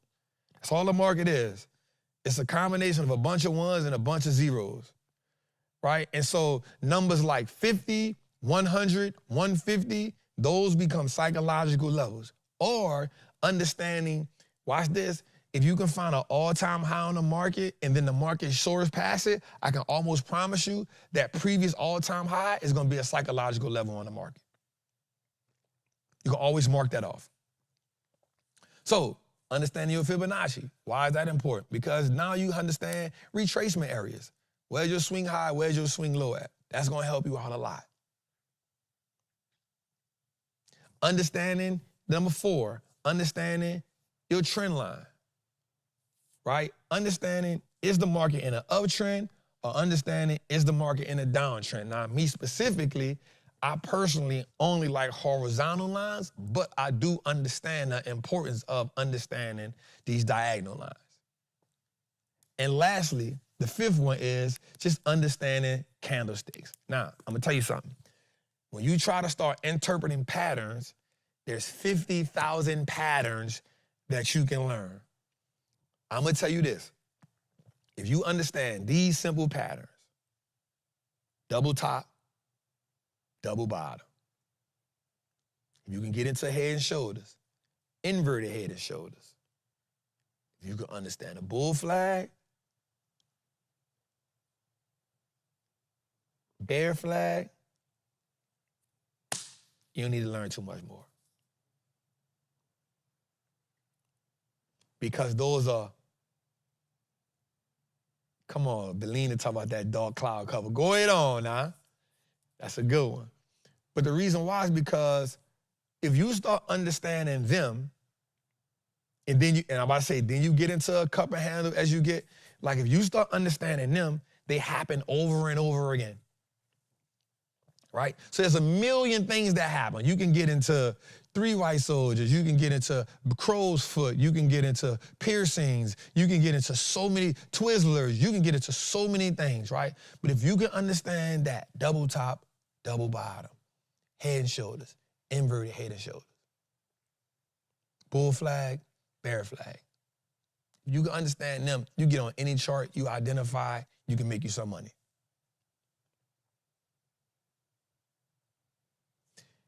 And then the more you start to identify, the more you start to learn. Learning becomes the new addiction. Because here's the one thing I know about everybody. Once you learn how to make some money, you cannot unlearn it. And making money becomes the sport. And I told somebody this before. I said, why do you think somebody like Elon Musk, whether you like him or don't like him, you know why he can keep making successful businesses? Because he understands the formula of what it takes to make, create, and run a successful business. Now, here's the thing about it. After you become the richest man in the world, the only thing left to do is go to the moon. But you understand how to make, this is why you have investors in the market, they never stop playing the game. This is why Warren Buffett, 90-something years old, and he still loved the game. Once you learn how to make, and this ain't anything, it's in business, it's in real estate, it's in trading, whatever it is, yo. Whatever it is. Once you learn the framework to making money, then you start adding depth. The problem is, y'all be trying to go wide before you go deep. I go deep. Let me learn market structure. Let me learn supply and demand. Let me learn how to use my field. Let me learn what's liquidity sweep. Let me learn a few candlestick patterns. I don't gotta learn 70,000 indicators. Me personally, I don't gotta have the MACD, the VWAP, the volume, the triple XQ, and all 7 of the SMAs, the EMAs, the shortcut and the teacup and I don't gotta learn. I don't gotta use every indicator that TradingView got. I'm gonna trade the chart that's in front of me and I'm gonna keep it clean as possible. And once you go deep enough to set your foundation, then you start adding on to what you know. So it's like a person buying real estate. Once you buy a duplex, you say, you know what? Now I can buy a fourplex. And once you buy a 4-pack, you say, you know what? I might could buy something a little bigger. You know what? I might could buy me an apartment. You know what? I might could buy me a... Nah, don't be a fool like me and make your first piece of real estate a goddamn building like this. Then you done went wide and you ain't got no depth. And now you just been running like... All right, man, let's go a little further, man. So I hope y'all learned something tonight, man. Let's go a little further, man. Just keep it simple, man. All right, gold has been on fire. So gold prices rose to a new record, and I've been saying it for the longest.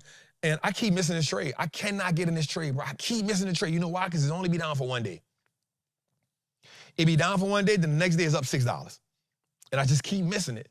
So gold prices rose to a new record, putting the precious metal on pace for its largest annual return in 45 years. Gold futures surged to around $37.50. God darn, bro. While bullion for the immediate delivery traded above $3,700 per ounce. The precious metal is up more than 40% year to date, marking its best year since 1979. I can't believe I ain't traded gold not once this year, bro. That is, flush me, man. I can't believe I have not traded gold once this year, bro. I can't believe it, bro. And I keep telling you, Sean, we was early. I was like, Sean, we got to get this. I just keep, you traded it? Futures, you can trade gold futures. One of my students was like, yo, you should trade gold futures. I'm like, nah, I'm just taking the NQ. She was like, nah, trade gold futures. Man, I look at it, I'm like, this is beautiful. This is beautiful. It don't. I'm telling you, it give you one day. You got one day. One chance. You miss it, it's gone. It's gone for the next 2 weeks. Now you're just looking at it, mad every day. Every day you beating up. Yep. For show plays.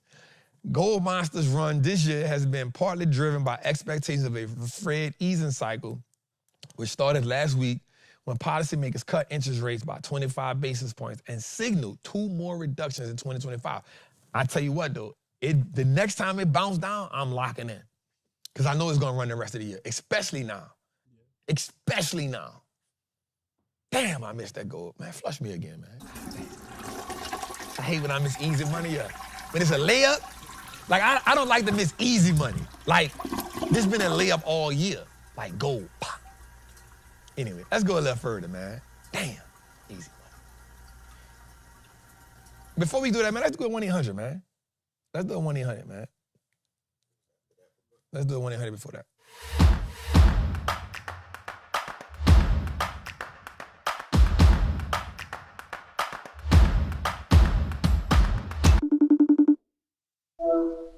Hi, this is Cherie Syfax, and I have a question for Wall Street Trapper. My question is, and let me preface it with, I understand you are not a financial advisor, and so I am just talking Cherie to Leon. What would you do if you had $50,000 to put into the market in any capacity, probably midterm, not less than a year, but not necessarily more than 5 years? What will you do to get the most gains? With probably mid-level exposure, you're not overly worried about losing it, but you don't want to lose it if you don't have to. What would you do in that scenario? And would that strategy change if that dollar figure was closer to $70,000 or $75,000? So again, what would you do with $50,000? What would you put in the market, or how would you utilize it in the market if you were going to invest it maybe over a year, but less than 5 years, and wanted to get the most returns? Thank you so much. Bro, that's a warm hug. Man, we got some savages in this Bro, chat. that's a warm hug.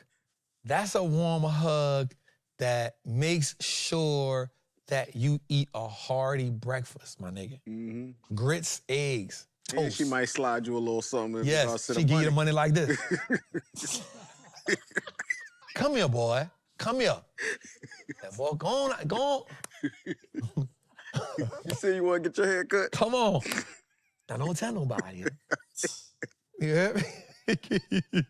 Look. Jose. No. They talking about they was looking at her hand to see if she had a ring. Look, I'm telling you, she give you the money like this. Right here. Come here, boy. Now, come here. Don't tell nobody. You know I love you. Go ahead, man. Go ahead now. Go ahead. Go ahead. Come on. That's a warm hug if I ever felt one, boy. All right, what we do with 50,000? First of all, Queen, thank you so much. We appreciate you. Love your question. Such a great question, and it's an honor that you would ask me that question. So if I have 50,000, we trying to grow to 50,000. Let's look at it from this way. So more than a year, the reason why I like the more than a year, watch this, cheaper capital gains out the gate. We already put ourselves in a situation to pay cheaper capital gains. So more than a year, that's first thing. Less than 5, I like what you're doing right here. You know why? Because that puts us in a situation where we can pay less capital gains on it, right? And then on the second side, we can still maximize growth. So here's what I would do. This is a what would Trap do moment. And we talking just in a primary account, right? Primary account. Here's what I would do. I would go 40, 10, buy and hold to options. Hear me here. 40, 10, buy and hold the options. I would create this matrix that I'm drawing right now, right? So here's what I do. I would take 10,000 of it, and we just talking about putting it in the market to invest it, right? So the first thing I would do is that 40K, I'm going, watch this. You about to love when I say this. Watch this. A portion of that, I'm putting it in gold. GLD, GDX. It's just on a tear right now. So I would go 40, 10. I would do part of that in gold. Watch this. Because you want to just get a solid return on it. I would do part of that of that 40. I would do gold. I would do some type of tech. Specifically, I'm going, and you said mid-level exposure means you don't want to take a whole bunch of risks. So I'm going gold for some. I'm going tech, software, and hardware. Software meaning some type of app company, you know, that's your, so OpenAI is a software company. Nvidia is a hardware company, right? So that's the difference. So I will go tech, software, hardware, cybersecurity. And then I would at least keep me about $5,000 to $10,000 of that on the side for any type of pullback so I can get back in those at a cheaper price. Because you know the market gonna have those fluctuations, and I will go to other $10,000. Watch what I would do here. For the 10,000, and so you ask yourself, Trap, why would I only have $10,000 in the options market? Because I always want more money working for me over the long term than me putting in the market. I will always want more money working for me always working than in the market. And the reason why I say only 10, because you truly said mid-level. So what I would do, I would take this 10 and I would go look at what is performing best in the market. So right now, you understand that not just technology, but communication services is doing really good in the market right now. So I would look at that, or I will wait to see if what's going to happen toward late October. Mid to late October, I will wait because you usually going to get that November, December rally. You get that November, December rally that goes into January, and you get a small sell-off in February. So what I would do is I would get a play late October, somewhere in something strong, and I would play that all the way. I would put a 6-month contract on it, looking to get out in 4. That way you have 2 months of room on that play, and you're looking to get out around February, which can put you right into another slow month, which is late February, early March. And that play would be somewhere around, I would play something that's always for sure, something that's always good. I would do like a Walmart. I would do even a gold trade, because here's what you know, market sentiment tells us what? The Fed might not cut. Market sentiment tells us that they might have a government shutdown. Market sentiment tells us that what? 10-year note treasury bonds might go up. What that tells us also, that tells us what? Gold and silver goes up. So GLD, SLV, they are winners in that situation. Why? Precious metals become the safe bet. That becomes the easiest play to make. Gold, Walmart, not really Costco, or you can go another way. Don't go to none that's overextended. That's what I would do. I would take mid-level exposure. I would put out of that 40 up top, I would put 30 in the market. So I would go gold, I would go software, hardware, cybersecurity, because they're killing it right now. That's what's killing it right now. Software, hardware, cybersecurity. They're going crazy. Then I would keep another 10K on the side. I'm not even investing in no more than 4 stocks. You know why? Because you go try to get 10, 15, 20 stocks, you spread yourself too thin. I'm no more than 4 stocks. I'm piling up in them. Every time it pulled back, I would use that dip strategy. That's what I'm using. And then even on the options play, mid-level, I'm not even investing in the individual stock. I would actually invest in an ETF with that options play. I would go gold ETFs, or I would go I wouldn't go SMH. I would go something like somebody said, I would go XLK. I would go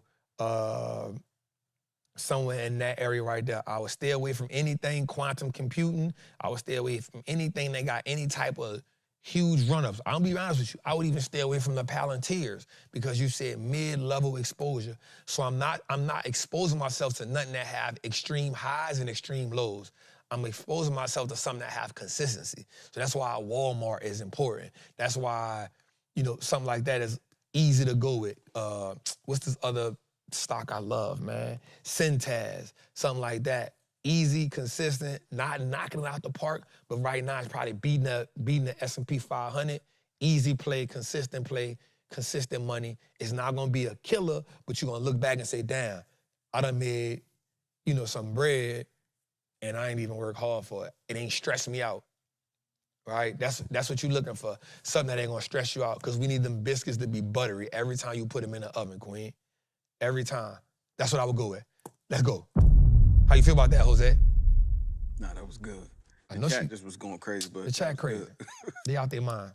Let's go. I said candlesticks and cuddles. Yeah. That's the name of the new drink. Don't repeat. Think about it. It's about generational wealth. Don't you repeat that. No. Don't you repeat that. No, I created that. No, don't repeat that. Not after we had the queen. Say that for I'm next just week. saying in general. No. It's a lot of single trappers in the chat, and they trying to find love and somebody in the same mindset. You know what I'm saying? What better to do it in the trap? It's coming.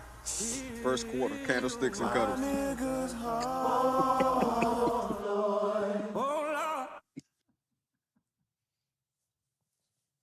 Negative. Bruh, you said in the mantra. Negative. Nah. Them being single don't got nothing to do for us, bro. That don't got nothing to do with us, cuz. It's not tonight's conversation, bro. Let's go a little further, man. Get your partner, man.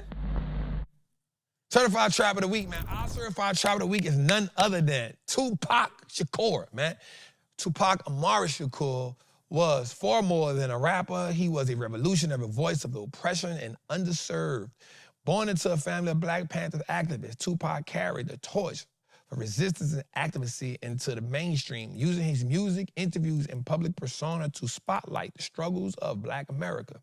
He addressed systematic poverty, police brutality, and the pain of the inner city life with unfiltered honesty, becoming a symbol of resiliency and raw truth. Songs like Brenda's Got a Baby and Keep Your Head Up serve as calls to action, urging empathy, awareness, and unity. He didn't speak for himself. He gave power to the powerless.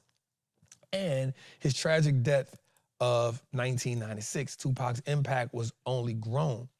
His words continue to echo through generations, inspiring activists, artists, and everyday people to challenge injustice and embrace their truth. Beyond the rhymes, his legacy lives in community programs, academic studies, and cultural movements that aim to uplift and educate. Bro, I was just listening to, I probably listen to a Pac song once a week. This week, my song of the week was Keep Your Head Up, dog. Keep your head up. You know the dope part about when I listen to Pac, bro? Like, certain artists have timeless music. His music was timeless, bro. It still resonates to this day. Let's go a little further. First of all, y'all done did something wrong with me. Because the Luti, I just want to say that about curse, forgive me. But we curse. We got whore out here, and ain't no way ever sit up there and let the truth be told and not curse. Then they told me to watch my language. Fuck that. So y'all can cook on y'all can dinner. Y'all heard curses, and it's bad out there, and it ain't pretty, so, you know, shit, let's be real. That's number one. My English is bad. I'm a high school dropout. You know, it's gonna be real. I'm gonna be talking like real shop, but I'm gonna be talking from my heart. Ain't nothing written down. You know what I'm saying? It's all it is. And I'm not confused. I'm gonna be talking in slang, so, you know, some of y'all might get lost. I'm sorry, but I'm gonna just do what I got to do. And then check this out. And the only reason I'm losing is because I never had dad. I never had nobody to sit me down and tell me this. You know what I'm saying? They told me, but I didn't believe it because they let my mom crack, I'm telling on the truth, as much as you heard me, cracked out, homeless, no life in Baltimore. And my mother put motherfucking work in. Do you hear me? My mama was a gun packing, what I'm talking about for you, mother, excuse me. But my mama put in work, you know, to be laying up in a room cracked out. I got disdain for a lot of motherfuckers. You feel? And that's why I'm telling y'all, it got to be serious. If we gonna struggle, the struggle got to come from our heart. It can't come because we look at you from a king back then. It got to come because I'm looking at you and you look goddamn good to me and you my sister. And I ain't gonna let none of this class take me down. You feel me? It got to come like that. It got to come from our heart. It's like that. It's like that. With heart out here. Like they say, you got war. And in war, everything is good. It's all good. You feel me? And when I say thug life, I mean that shit. Because these white folks see us and stuff. I don't care what y'all think. I don't care if you think you a lawyer, if you a man, or you were African American, if you whatever think you are. We thug the niggas to these motherfuckers. You know? And until we own some shit, I'ma call it like it is. How you gonna be a man and we start? You know? And you walk by 5 different houses, been a man in either one of them motherfuckers. How we gonna be a man? How we gonna be African American? We out here dying. We bad and we make us until we set this straight, this shit right. We gonna stay there, you know? And that's real, man. It's like a mother. I have nightmares. I mean this shit. I'm dead serious. And whoever I heard, I apologize. But I have nightmares, bro. I swear to God. Shit changed me. I used to be a cool mother. I used to be cool. I used to be happy. I used to talk rude. I used to talk without cursing. I used to walk, you know. But goddamn, they took Natasha. They took Yusef. They taking out niggas younger than me, man. And we ain't doing shit. Nobody hunting died 17 years, you know. When we 17, you know what we doing? Killing each other. You know that shit kills me, man. You know Natasha got a bullet on motherfucker back and ain't there one of y'all do it. Damn. What the hell is it, man? The news is out here. This shit breathes me. Only reason I came is so I could curse at y'all and keep y'all you writing up track. We dying. We are dying. That's real. We ain't got time for nothing except war. And I don't care how you got to be at war, you need to put yourself in that mind state so we can be there. If I got to thug to be at war, I'll be thugging. If you got to be a Muslim to be at war, be a Muslim, but be at motherfucking war, and let's go fucking shoulder to shoulder and start doing something. We can't do with so much marching, y'all. And I know y'all read is right, but we playing. They not think we've been marching for damn near 100 years. We are the anniversary. We are marching on the anniversary of when we marched 25 years ago.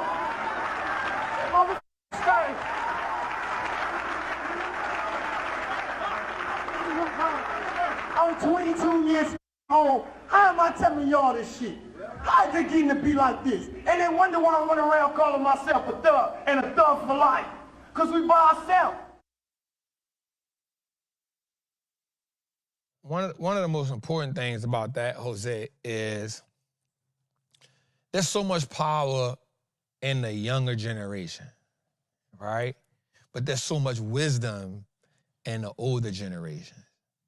And I think what has to happen is there has to be a combination of two, right? So when I look at the market, bro, that's why I love the stock market so much, bro. I think about me being, you know, like 16, 15, literally just in the street, bro. You know what I'm saying? Like, I remember, bro, and I think I told you this before, Jose. Even at 43, I've been to more funerals than weddings in my life. You know what I'm saying? It's to the point when I go to a wedding, I feel awkward. I be like, damn, like, they about to get married? Damn, that's gangster. And then to see it go through, you kind of be like, damn, like, that's some real shit. But you go to a funeral and you be like, damn, it's another day. Right? And so I was so accustomed to seeing, like, and a lot of people relate to that. Like, we were so accustomed to seeing death, poverty. I was talking to somebody the other day and I said, man, I forgot who I was talking to. I said, bro, like, I was with Terica. So when we looked at the apartments in New Orleans, right? We trying to buy some apartments down there. And the apartments is like in the hood. But I walked in the apartments with Terica and I said, damn, I remember this was normal. Like the way the apartments is, it's in the hood. I'm like, bro, like this is normal. Right? Like to the point where me and my homies, we all poor, so we don't even rib each other about how poor we is. We rib each other about other stuff. Like, I know one thing, if I come by you, I might be sleeping on the floor, but if you come by me, I might have a box spring. But we ain't tripping. It's still the same. You know what I'm saying? And what happens is with the market, the reason why I believe in the market so much is because I remember being in prison, bro, and telling myself, damn, ain't nobody got to go to jail to make that money. That was the aha moment. The aha moment in prison was, damn, ain't nobody went to jail to make that money. Nah, they might be selling a little dope, but that's what Johnson & Johnson do. That's why Trump said, don't take them Tylenol. They got crack in that Tylenol, baby. They got crack in that Tylenol, baby. But I remember, bro, just like we might not always agree with everybody's approach to it, but it still don't mean that there isn't some truth in it, right? And I think a lot of times today, Jose, we get so caught up in the approach that it keeps us from being able to extract the truth out of it, right? And I think, I've said this a million times, we are now the generation that has more access to information and knowledge than any generation before. But we are also the generation with the most distractions. When I went to that African American museum and I took Nat through there, bruh, it did something to me that was so refreshing. That's my third time going. But it makes you look at it and it makes you say, damn, we've been through some shit. But it also makes you say, yo, these are the people that died, suffered, sacrificed, marched, and got their ass whooped for me to be able to walk in this museum untouched. And so I think we have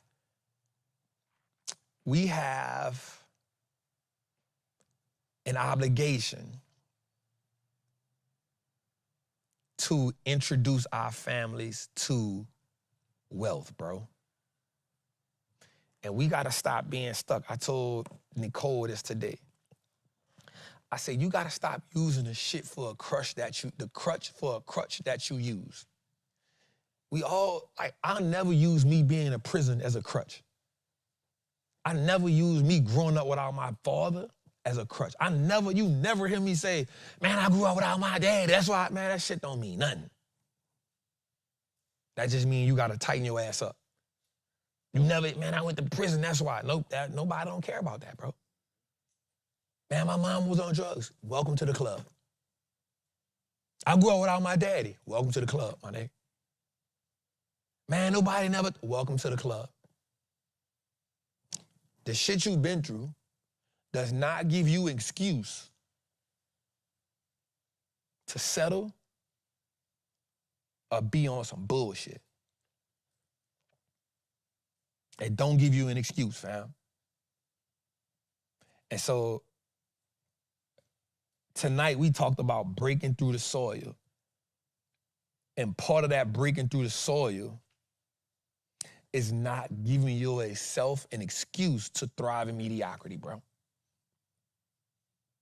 I do a lot of shit that I do, dog, because I want my family to look at me and be like, bro, my little cousin Justin be hitting me up. He be like, say, bro, I love you so much, bro. I love you just because, bro, seeing you, I know what you've been through. I don't got no excuse. You gotta be the reason when people look at you and say, yo, I don't have no excuse. I don't got no excuse, bro. Because the world don't care. Nobody cares that you've been to prison, bro. Only you care. Only you holding that shit as a badge of honor or a crutch. Nobody don't care. Bro, you think Donald Trump care about that bullshit y'all talking about? Oh, he been in prison, he been in felony. Guess what? I did it my way. I don't care what y'all talking about, bro. But we be so emotional about shit, bro. We let shit take us way off where we gotta go at, bro. We'll let one thing take us way off instead of saying, bro, let me just lock in. Let me just lock in on, let me get around people who doing some gangster shit that I can learn from. Look, prime example. I know I'm talking, right? Bro, there's a reason, real talk. There's a reason why, watch this, bro. There's a reason why I keep paying people to mentor me. Now I'm about to say something even gangster. I ain't never give a care what color they was. You know why, bro? Because the information don't care who tell it to you. And after that, the money don't care who make it. But we hold that shit. And that's what keep us from getting where we gotta go at. So why not just go get the information and then come do a 3-hour show every week and just give it back to you people? That's what the Freedom Center gonna be. Bro, you know how many people, bro, since I've been in this game, I can promise you this. From 2021, I've spent at least $100,000 from 2021 to now, a year, on somebody teaching me some shit I ain't know. Now, here's the thing about that. Some people will say, man, I wouldn't pay nobody that. That's cool. That's why you where you at. That's why I'm gonna be where I'm gonna be at. One, I believe in God. And two, that money ain't mine. So you won't look at the money that's in your bank account. I don't mind going and get that money to somebody to teach me some shit that's gonna make me make more money so I can help more people. Then I'm gonna go pay somebody else. I'm gonna go find somebody smarter than that person. Or I'm gonna go ask the mentor who they mentor was, and I'm gonna pay both of their ass to teach me some more shit. Because knowledge is the thing that unlocks the gates for us, bro. And the reason why we keep being so far behind is because we don't got the information. And every time somebody tell us about information, guess what they keep saying? Oh, that's a scam. I ain't paying nobody no $100,000 for that, man. Cool. Look, Alex Hormozy said, I paid Grant Cardone and I paid Tony Robbins. And guess what everybody said? Man, why would he pay them? He showed you why. He just made $100 million in a couple of days. He ain't just did that because it was, okay, let me learn this, let me tweak this, let me tweak this, let me tweak this, let me tweak this, let me get better at this, let me get better at my craft here, let me tweak this, let me tweak this. And before you know it, guess what? He done tweaked enough shit to come up with a game plan to make $100 million in 3 days. But you wouldn't pay nobody. And then if the same man who you saw made $100 million in 3 days say, hey, it cost you $10,000 to come spend a day with me, guess what the people who ain't never did shit gonna say? I ain't no way in the world to pay that man $10,000. But guess what you'll go do? Go buy some shit that costs way more than that. That's what you would go do. Buy some shit to go step in front of some people who everybody broke.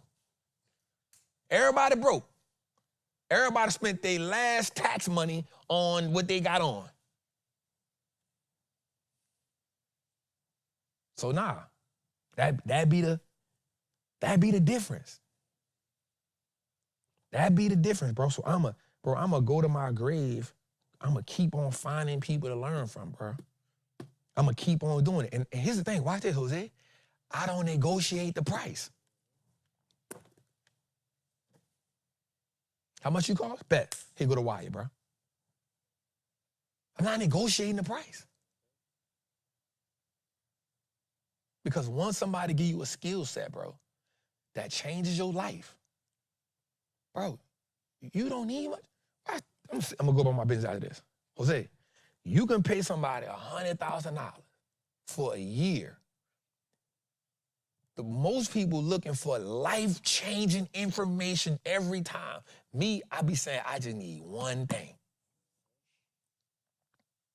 I'll go to a mentorship for a whole year, bro, and be locked in and be like, I just need that one thing. And here's the next thing I learned. When people pay that kind of money for stuff, I promise you this, bro, this real talk. My mentor gotta call me. I don't be calling him. Bro, somebody gonna pay you $49? Bruh.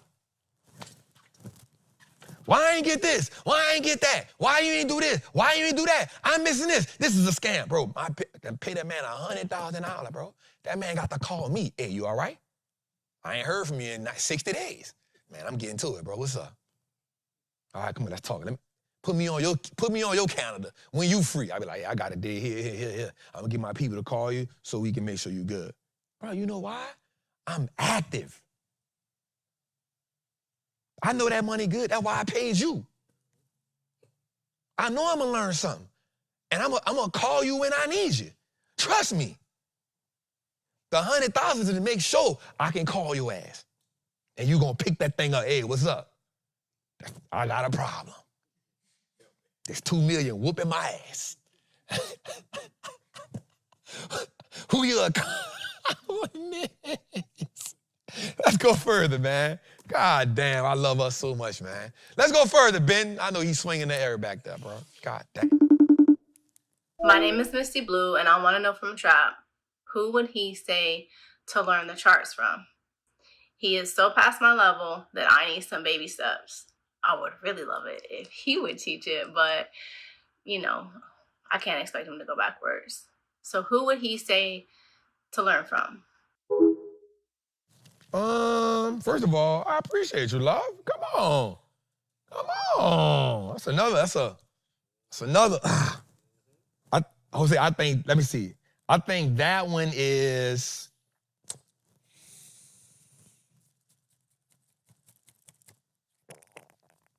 that's not, that warm hug is green bean casserole, nigga. Stop playing. I like it. I'll take it. Green bean casserole. I'll take it. Come on! Come on! Shepherd's pie. Shepherd's pie! Jose! Stop before the chat starts going. Shepherd's pie is it! Hey. Shepherd's pie is it! Shepherd's pie is it, Jose. Come on now. I like it. So, Queen, yes, you can ask me to go backwards. So what we have been doing is we've been putting stuff on the Wallstreet Chapter YouTube channel, like beginner, like chart reading stuff. So we got like 5 of them up there, right? So far all together. So we about to start adding more just beginner chart reading. Like, and after this week, you got my word. I'm gonna start shooting the technical analysis portion of the Wallstreet Chapter course that I'm adding. It's gonna be about 5 videos. After this week, I'm gonna start shooting them. So I've just been busy doing a lot of stuff. This week is the last busy week for me. But after this week, I'm gonna start adding them. But if you go to the Wallstreet Chapter YouTube, there's like beginner options, there's chart reading and stuff. But we gonna start adding them to. So yeah. So give me till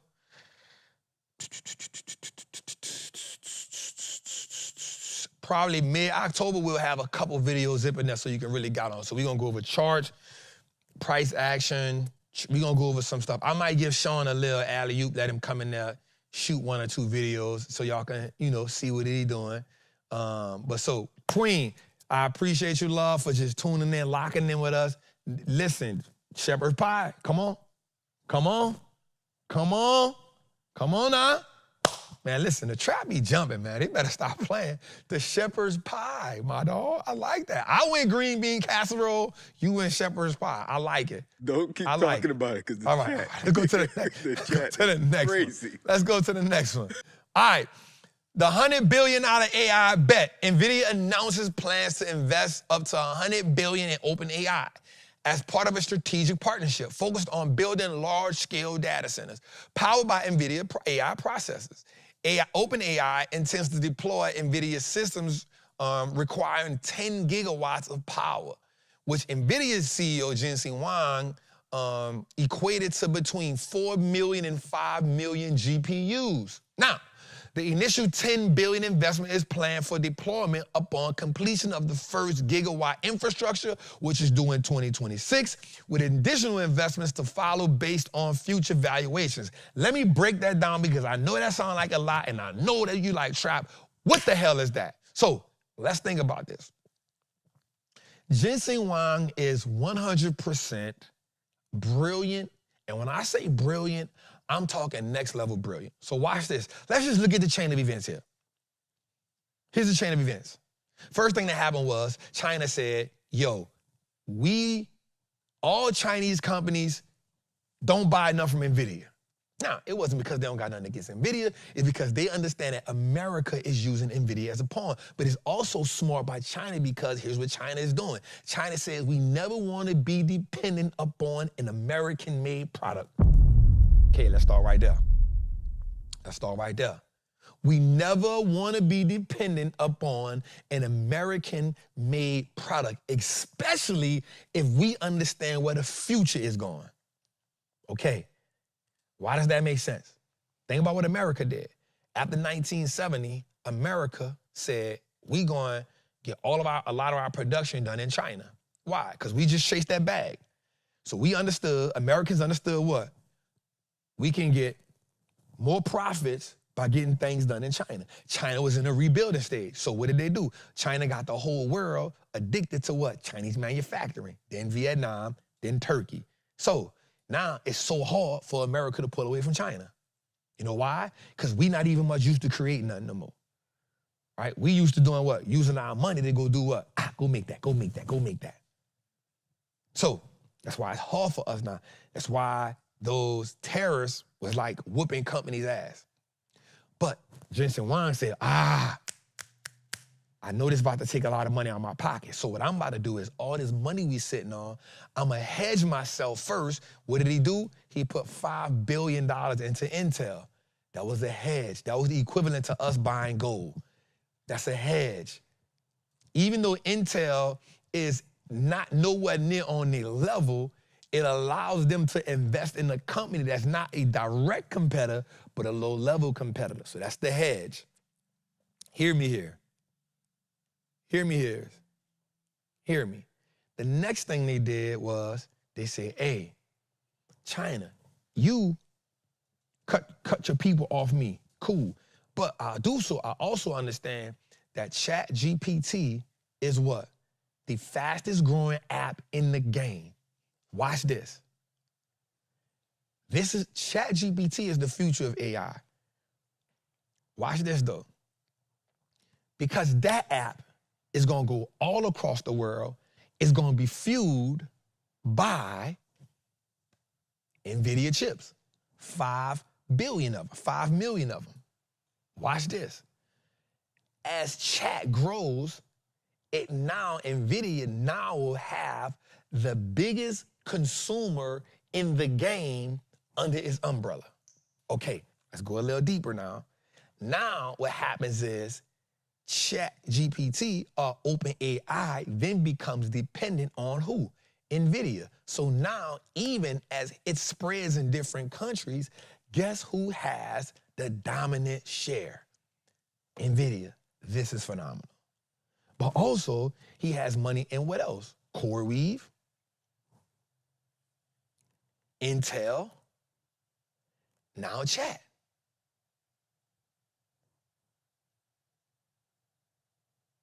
So somebody said Cap Gronk is. I'm not saying that Gronk and Chat ain't.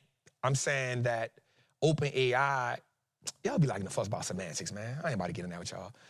So what happens now is this now positions Nvidia to be still have exposure to who? China. Still have exposure to who? Other parts of the country that tried to cut him off. This has put him in a position. And so now we also see is what? You see Huawei, which is China's. Let's go to this next one. Let's go to this next one. Boom, right here. Huawei is launching a 3-year offense challenge to Nvidia's dominance. Watch this. While the Ascend chips lags raw performance just 6% of Nvidia's VR200, they're betting on big scale, network speed, and state support. Their upcoming SuperPi and SuperCluster system will link tens of thousands of chips using proprietary Unifiz protocol, which Huawei claims is up to 62 times faster than Nvidia. Analysts remain skeptical about China's ability to manufacture at scale. Now, one of the things that China does is this. This is what they're really good at. China is really good at launching something, and even if it doesn't succeed, it disrupts. Remember, the goal is not to be dependent on any type of U.S. what? Product. That's the ultimate goal. So the Chinese government comes out and says what? Hey, don't buy. Here's what they told. They told Alibaba and they told Baidu, don't come up with nothing, don't buy nothing from Chat, don't buy nothing from America, from Nvidia. Alibaba, Jack Ma comes out of retirement. He comes out of retirement, gets back at the helm and says what? I'm taking over Alibaba again. I don't like what's going on. We going up. Now, we also know that China is good for what? They're good for jacking. Now, you put that together, is Huawei gonna compete with Nvidia right now? Hell no. But what would it allow China to do? It allows them to not be dependent on who? America. But it also allows them to connect with who? Taiwan Semiconductor. Oh, this is about to be good. This is about to be good. So now, Jensen Huang also understands what? Google's coming out with something. Amazon is coming out with something. These companies are trying to create their own chip. And also, its next competitor right now is who? AVGO, Broadcom. They directly came out and said, we are also going to make chips better than who? Nvidia. So what Nvidia is doing now is saying, okay, if I link up with OpenAI, which now is the company that's the front runner for this AI intelligence space, if I hook up with them, and now who else are they going to use, my competitors, that is going to give them millions and millions of chip purchases that can compete with OpenAI? And at this point, none. So you got to respect what Jensen Huang is doing right now to put his company at the forefront. This is why I truly believe in my heart of hearts that this is his John D. Rockefeller, this is his J.P. Morgan, this is his Dale Carnegie moment. And there's a guy that went against them named, what is this guy's name? What is the guy name who JP Morgan put out of business, man? Weinstein? Damn, I can't think of it. It's on the tip of my tongue. Here's what happens. There's a moment in time where the world truly transitions to the next frontier. There's a moment where we switch to the industrial age. There's a moment when Henry Ford jumped in the game. There's a moment when JP Morgan became the financier of the world. There's a moment where Dale Carnegie became the largest steel dealer in the world. There's a moment when Cornelius Vanderbilt was the big dog of the world. There was a moment when things changed and these companies became the big dog company. Now, we understand that Nvidia is 100% a $4-point-something trillion company. I'm not talking about that. This moment with GPT, with OpenAI, if it is done right, I'm only saying if this is done right, he becomes the John Rockefeller of his time. Not saying he was the richest man, but he becomes the most Westinghouse. Thank you, family. Westinghouse. He becomes the most dominant company in the game. Thank y'all, family. Westinghouse. That's it. Thank y'all. Y'all on it. Westinghouse. Who is Westinghouse? Westinghouse is the man who JP Morgan had to put him out of business because here's what happens. The World Fair was the biggest fair in the game. It was in Chicago at the time. He tried to get it. JP Morgan tried to get it. He wasn't able to get it. He wasn't able to get it because Nikola Tesla and Westinghouse was able to light up the whole thing. It cost JP Morgan a lot of freaking money. His daddy said, "You're a fool. You playing with our money. We bankers and you trying to fund a circus. You stupid." That's what his daddy told him. What he did was he backdoored them. First thing, he did a couple things. The first thing he did was he bought 51% of the shares from General Electric, which wasn't called General Electric, it was called Edison Electric, Thomas Edison. So he bought 51% of that, and he bought Thomas Edison out of his own company, changed the name to General Electric. The second thing he did was he understood that Westinghouse had put all his money in Tesla and all his money into that, so he couldn't fight it. So what he did was he backdoored him. That's why business is a blood sport and it's a gruesome game, and you gotta have, do this right quick. You gotta have some big nuts to play this shit. So what he did was he backdoored him, and then he put him in a position to say, "Hey, I'm gonna take you to court to do something. You can't fight me. If you fight me, you'll lose all your money." And so the man had to make a decision. He bought Tesla out of him because he knew he needed the money. He took Tesla from him. Westinghouse had to sell to him. JP Morgan became the richest man in the game for only a little bit of time because Rockefeller wound up just killing it with the oil, but he became the financer of the world. He became the man that financed the world. He became the banker of the world. This is that moment. This is that moment where you make a decision where you say, "I'm all in."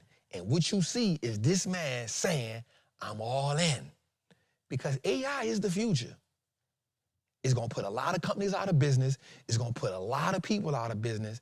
And it's gonna have a company that is dominant. This is that moment. And this is just my thesis.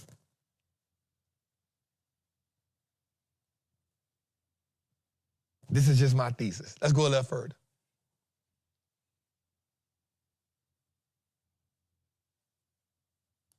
All right, before we get out of here, man, crypto adoption, this is one to kill it on tonight, man. Crypto adoption is about to surge. So a new Bank of America survey shows that 75% of investors have zero exposure to crypto. Now, U.S. lawmakers are requesting the SEC implement President Trump's executive order allowing 401ks to buy crypto. Now, remember we said something a while back. Remember when they started coming with them spot ETFs and spot Bitcoin ETFs and spot Ethereum ETFs. Remember I said that. I said this is just a way for them to put that in your 401k and Roth IRA. What do we have right here? Now, here's what I will say. But did Ginseng suck himself off with that move? Huh? What? The fact that you read it out loud. I don't know what's going on here. Here's what I will say. I'm not a crypto enthusiast, but I've owned it for some years. I still own it, and I keep buying it. I think that you all should have some type of exposure to it. Whether it's 1%, 2%, 3%, 5%, whether it's 10%, no matter it's 50%, no matter who you are, I think you should have exposure to it. And, oh, Dawn said, I got my ticket. Thanks, Trap. I see you, family. I just saw it come through, too. Dawn McBride, Dewan McBride. Thank you, family. I see you in the trap. I see you in the trap. Man, I have no idea. Yeah, I didn't get what you said, fam. I don't think you got what you said either. We all right, though, Dancing Now. You come every week, bro. We love you. We appreciate you, bro. No love lost. It's all love. All right, so Cheesy Bread, I see you. So I think everybody should have some exposure to crypto, playing the game. I don't think you should wait till nobody else give you exposure to it. I think you should have exposure to it yourself. Again, I'm not the crypto enthusiast, but I think that everybody should have exposure to it. I think that if you're not, I think you should get some money in it. And I think you should just hold it for the long term. I think that's part of the game. So with that being said, man, listen, we had a great week this week, man. I think that we covered a lot. We did a lot. We laughed. We had some fun. We made some money. And we're going to prepare for the market, man. Tonight, we had a great time, man. I want to tell y'all each and every week, 2.5 hours in, man. We love y'all. We appreciate y'all, from myself, from Jose, from everybody in the game. Let's go. Oh, but before I go, I got to do this. I got to shout my people out, man. So my people, Moxie Gala. Yeah, Moxie Gala, at Moxie Gala. Highlighting a growing Black-owned business built to disrupt this industry. Man, listen, this bag is phenomenal, dog. Like, I was supposed to do them 2 weeks ago on Instagram at MOXIEGALIA, Mox8. I'm gonna tell you something. This bag fire. I'm not even gonna lie. This bag fire. I ain't gonna lie. The color is fire. This lit. I like this bag, man. I like this bag. Thank you for the bag, family. It's cold-blooded. Yeah. It's cold-blooded. Huh? I got some more love. I got some love for everybody. This cold-blooded. I like this bag. Also, let's put it up next. I want to shout this out right quick. I should have did this earlier. I met this dude in China, man, when I was in China. He sent this to me, man. It's called No Weapons Formed. Shout out to you, man. No Weapons Formed, established 2022. Thank you for the shirt, bro. Thank you for the cap, bro. You hear me? I appreciate your family. You know what I'm saying? So if y'all want to send something, y'all can send it. Y'all know I'm going to give y'all love on the show. If y'all want to send y'all merch, y'all want to send something, I don't mind shouting y'all out. Y'all know that. You know what I'm saying? I appreciate it. I ain't going to never play you off. So thank you for the shirt, bro. I appreciate that. What else we got, Jose? Oh, got to shout out my girl with the NM Body, man. Get your NM Body. Y'all know 10% off. I use it every day, every night I use it. 10% off with your email, and you get a free ebook, and you get a free meal plan. Use the link below, man. Get it. Listen, I drink my NutriBurst in the morning. I drink it every morning. It's like eating 10 salads. And I drink my tea at night. Every night, I be using 2 packs, I ain't gonna lie. I be using 2 packs of tea at night. And before the show, you wanna know how I get all that energy?